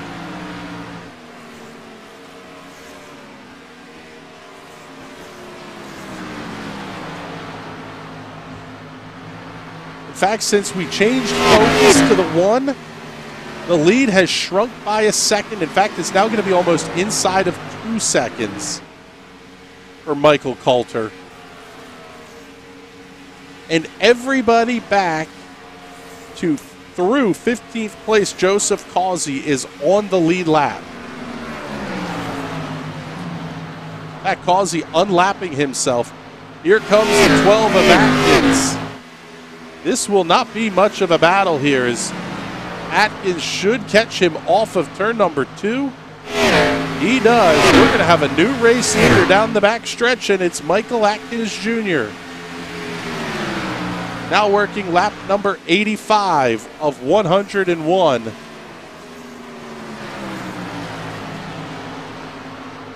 Last round of pit stops will conclude here as soon as Coulter makes his stop, but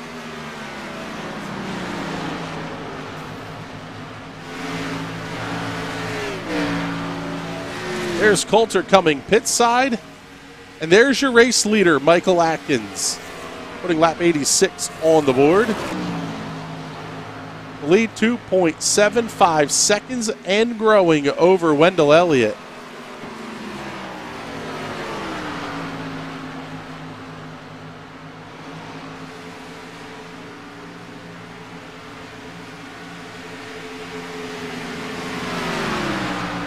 Up on the lap car of Donnell Williams. Joseph Causey will be the next car to go 1 lap down. That'll be put us down to 13 cars on the lead lap once race leader Atkins is able to come by Causey. Causey stopped on lap 79.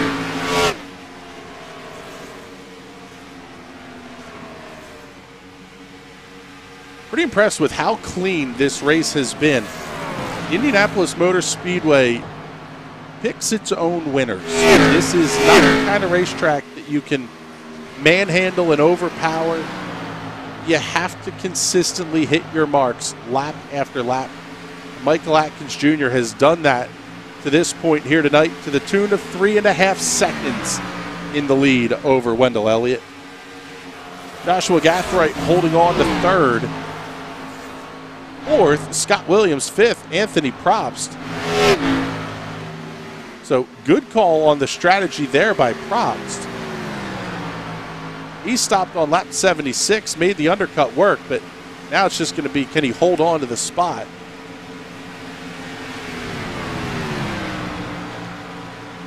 Mark McCurdy now into the pits as well. So that should finish up, with the exception of Nell Williams, Garrett Velzy, a couple other of these cars that are one lap down. Everybody on the lead lap has made their final pit stops.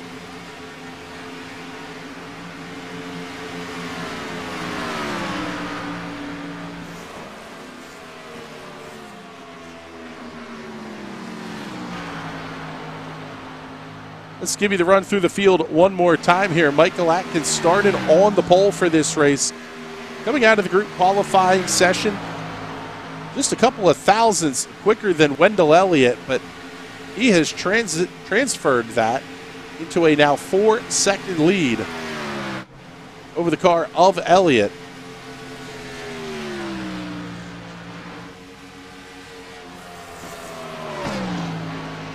Elliott now through 1 and 2 here on lap number 89. Got to go back a little ways here to find Scott Williams in the 00, and actually he's in a battle with Joshua Gathright down the front straightaway. This is the fight for the final position on the podium.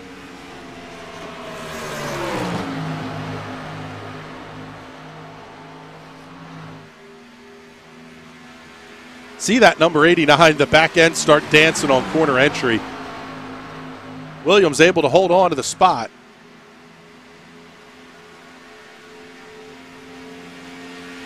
Even just little bobbles will let someone catch up a ton of ground, especially with how big of a hole these cars punch through the air.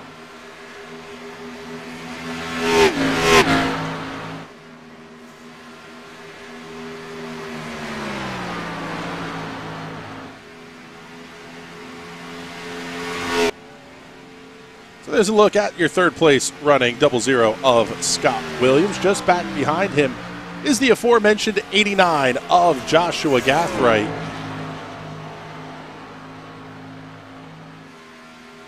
Couple of performance sim sport entries there running in the third and fourth position.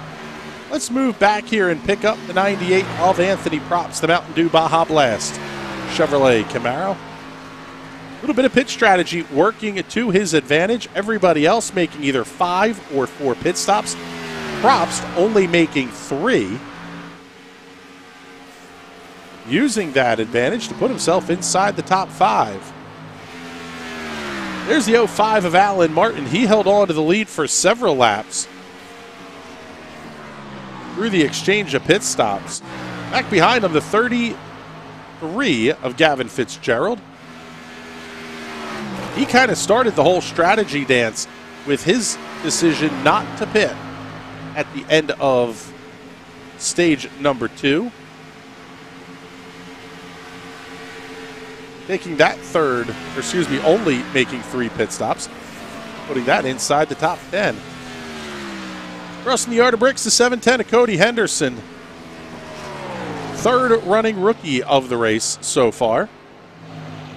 Cody down 1 spot from where he started this race 92 laps ago. Here's a 65 of Brian Rumpf. He's down 4 spots from the drop of the green flag in that number 65 Lockard Motorsports entry. Just back behind him, another car that was trying to play the strategy game a little bit. That was Joseph Causey in the 88 Army National Guard Chevrolet Camaro. Causey down 1 spot from the drop of the green.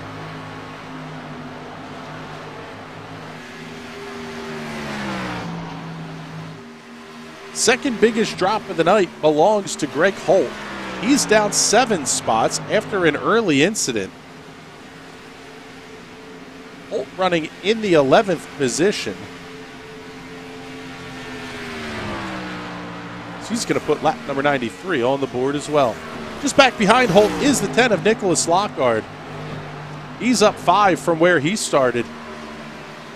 Big time throwback to the Tide Ride on that number 10 machine.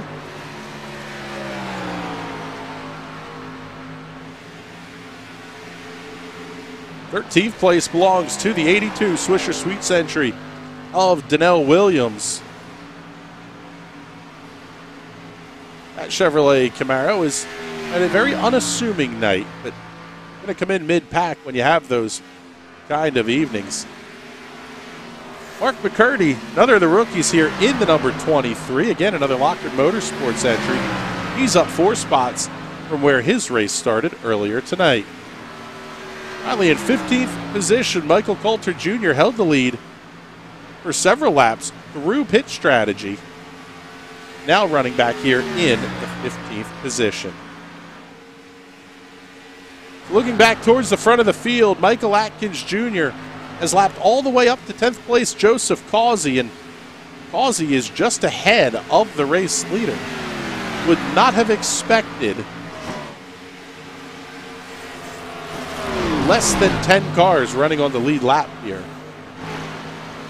at the end of this one.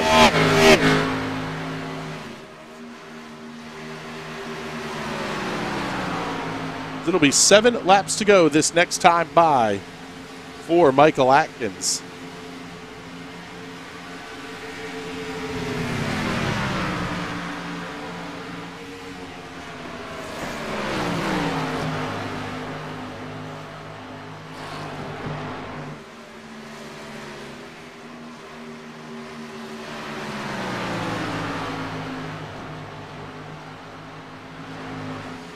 The lead now up to 6.5 seconds over Wendell Elliott. Elliott with a pretty sizable gap. We'll pick him up here as he heads down the back straightaway. 17 seconds back to Scott Williams in third. So this really just about hitting your marks, finishing this race out clean, and some pretty big points nights ahead here early in the season for the High Slide Cup Series. Scott Williams was your points leader heading into tonight, sitting on 57 markers. Wendell Elliott should leave here as the points leader. He was only 3 points back to the race lead. Williams running in the 3rd position. However, Elliott does have some pretty good bonus points as well. Williams picking up 1 at the end of stage number 1. Elliott with a stage win and a runner-up finish, so that's a big 19 bonus points coming the way of Wendell Elliott.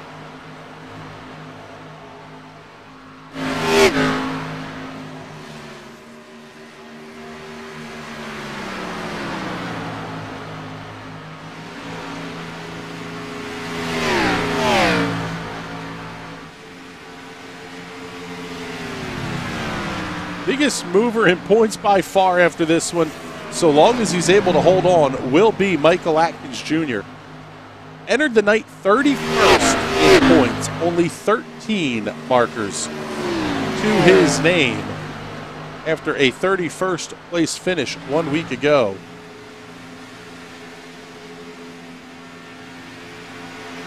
Down to 4 laps remaining here at the Indianapolis Motor Speedway.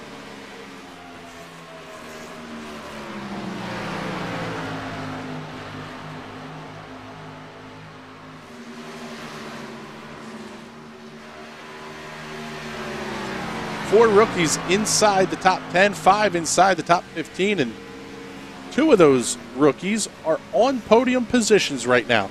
Michael Atkins, your race leader. Wendell Elliott running 2nd. Cody Henderson, 3rd highest rookie, and 7th. Brian Rumpf in the 8th position, also a rookie. Mark McCurdy running in the 12th position is that 5th rookie inside the top 15.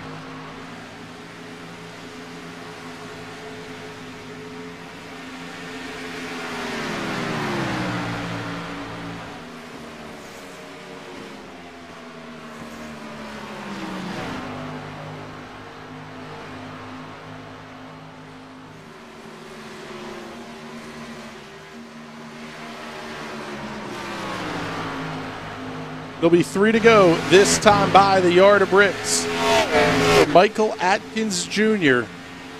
in no hurry to get around that number 88 of Joseph Causey.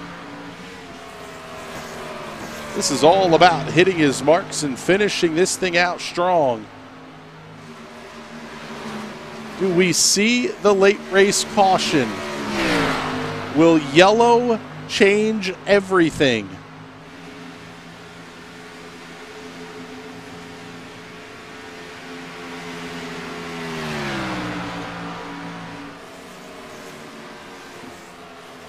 Fast lap of the race does belong to Wendell Elliott at a 50.51 seconds.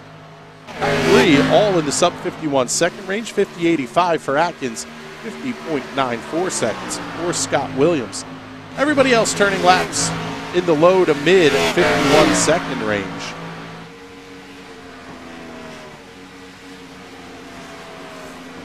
Down to 2 circuits remaining for Michael Atkins Jr.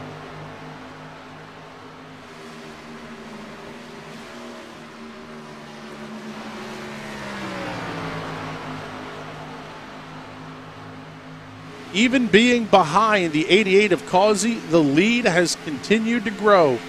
Now over 8, almost 9 seconds over Wendell Elliott.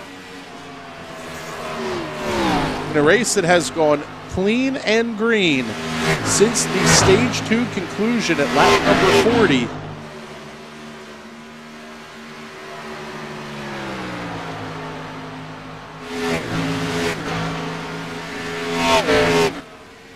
White flag is out at the yard of bricks.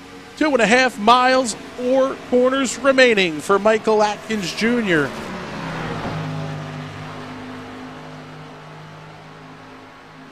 Just a completely dominant performance for Atkins.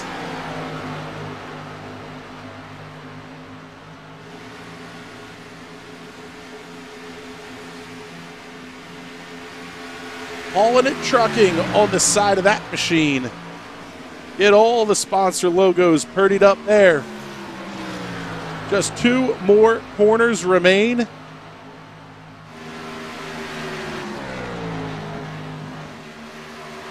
Off in turn number 4 for the final time. Checkered flag is in the air.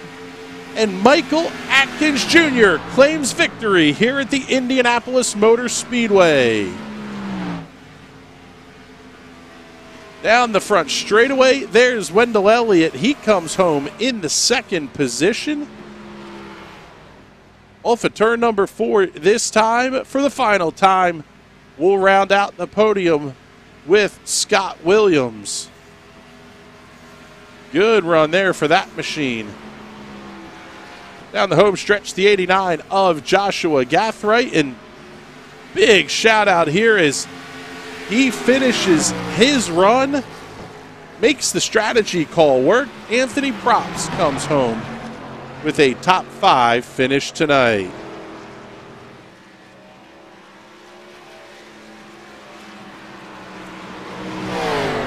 Blair Buckman checking in, hauling it for the win. You know it, brother. What an absolutely incredible show put on by Michael Atkins Jr. here tonight. He gets that car parked at the yard of bricks.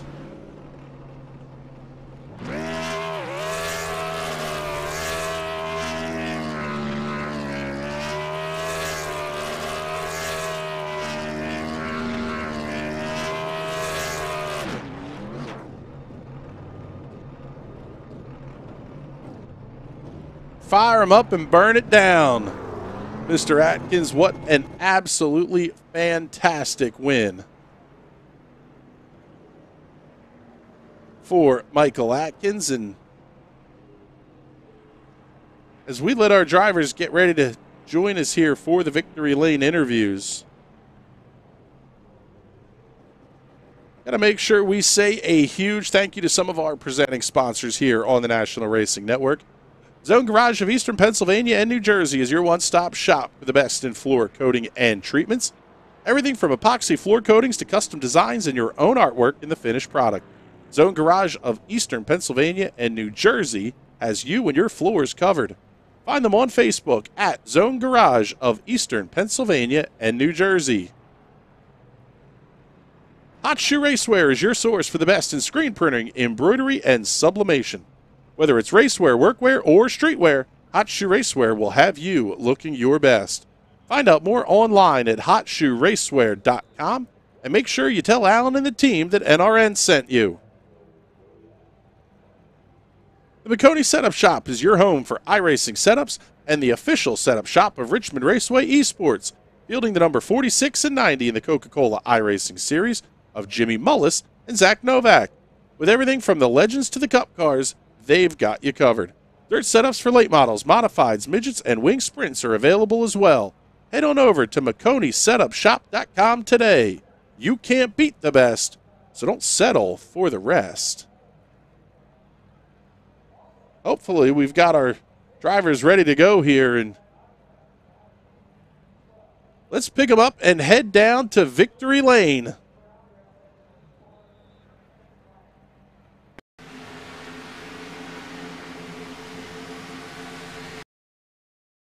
Your race winner this evening,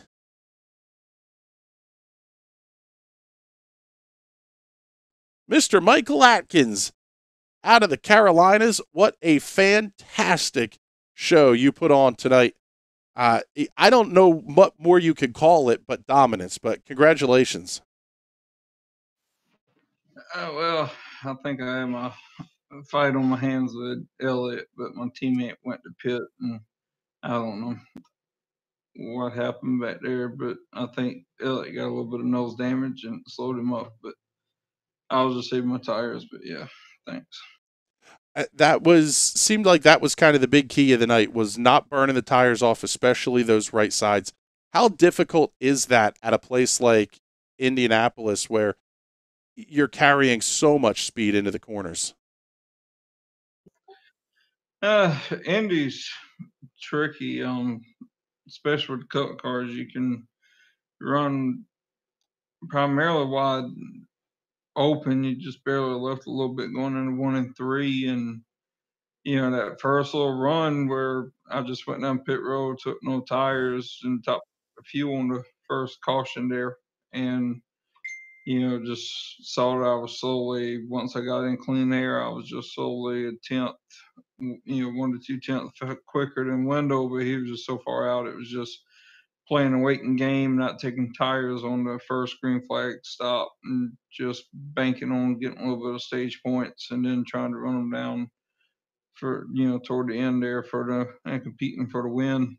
And once I got out in front of Wendell, I started just gapping him a little bit, and then he caught up with me when I got tight, and then I started pulling away. I was like, well, I'm just going to pace myself, and he started catching me a little bit, and I'm very intrigued and to wonder. I know I'll never get it back to find out how it would end up, but my mind's just intrigued to find out how it would actually have ended up with me and him going toe to toe there the last 10, 20 laps there for the win.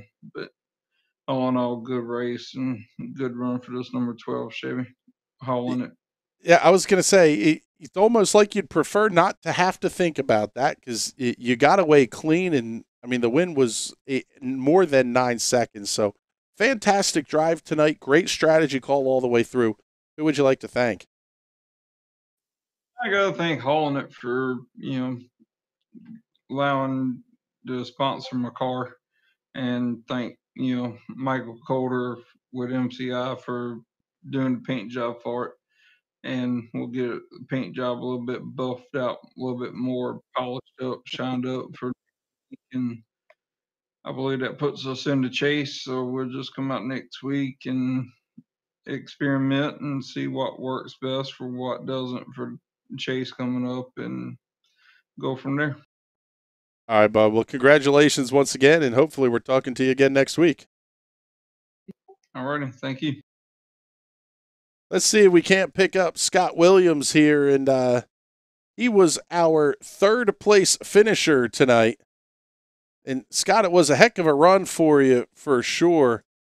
maybe not as much performance as you might have liked out of the Performance Sim Sport machine, but seemed like the two guys ahead of you were just absolutely on rails all night. I got a little behind too, with a little bit of damage at the first, and I kind of knocked the wall down there. I was struggling with turn 2 because of the way the lighting was. I couldn't see my entry point real well. Got a little faster once the lighting kind of changed. Sun kind of got off of it where you could tell where to dive in at. So, but I just had too much to come back from after that. But you know what? Pedaling as hard as I could pedal.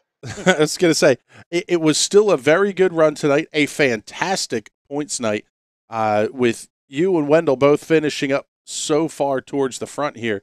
This seems like it might be a knockdown drag-out all the way to the season finale. But yeah, that's the way this league is. Garrett puts on a good league over here, and it is. It's knockdown drag-out almost. Especially there's some that's had rough finishes these first 2 races they're tough to beat. Kazi and Greg Holt, they're tough to beat, but they get their stuff together. It's gonna be it's for sure gonna be a knockdown. There's a bunch of others out there that's come too that are gonna be tough to beat. So I got to take the points while I can take them. Yeah, that's right. You take advantage of every chance that they're going to give you. Make the most of the mistakes, and like we said, great run tonight. You put yourself in the top 3, and who would you like to thank? High Slide, and of course you, Chris, over at NRN for putting on a good show for us, and Performance Sim Sports, all my teammates and all. Guess that'd be about it. All right, bud. Well, hey, congratulations on the great run here, and we will talk to you hopefully again next week. Thank you, sir. So there you go. That'll round out our Victory Lane interviews here. I don't see Wendell Elliott available here in the Discord, so that will absolutely wrap things up for our coverage here from the Indianapolis Motor Speedway. Absolutely beautiful day for racing here in central Indiana. And before we take off here, let's get you your final race results. The win goes to Michael Atkins Jr. by 10.078 seconds over Wendell Elliott. Absolutely unreal margin of victory there. Scott Williams comes home 3rd, Joshua Gathright 4th, and Anthony Props completes your top 5. Alan Martin, Brian Rumpf, Cody Henderson, Joseph Causey, and Nicholas Lockard. Top 10. 11 to 15, Gavin Fitzgerald, Mark McCurdy, Michael Coulter, Greg Holt, and Donnell Williams. Garrett Velzy, Art Greco, Fred Durstock, Peter Hodgson, and Christian Converse. Back through 20th position. Robert Thorns, the last car to take the green flag, coming home 51 laps down and out of the race. Andy Briganti, Caleb Clenard, and Carter Casey, all a did not start in this one here tonight. So with that, like we said, we'll wrap up our coverage here from the Indianapolis Motor Speedway and the world's greatest race course. Get you a look ahead for what's coming up here in the next couple of weeks for the High Slide Cup Series. Next Sunday night, we head to Bristol Motor Speedway. You don't want to miss that one for sure. That one's going to be absolute insanity. The Daytona International Speedway will see the first tapered spacer event of the season. You can't call it a plate race anymore, I guess. Then off to the road course in Watkins Glen, New York. Absolutely perfect road course for these NASCAR Cup Series cars. Very, very fast road course up there in the Finger Lakes region of New York. Coming up this week on the National Racing Network, tomorrow night, 9:45 Eastern Time, we'll have the Silver Crown Cup making round number 6, the halfway point of the official seasons coming up this week. Sprint Car Cup Tuesday at 9 p.m. Eastern, and the Indy Pro 2000 Series Thursday night at 10:15 p.m. in the East. So we will say goodnight here from the Indianapolis Motor Speedway. For everybody here at the National Racing Network, my name is Chris Graham. It's been a pleasure to have you joining us here. Have a great night, everybody.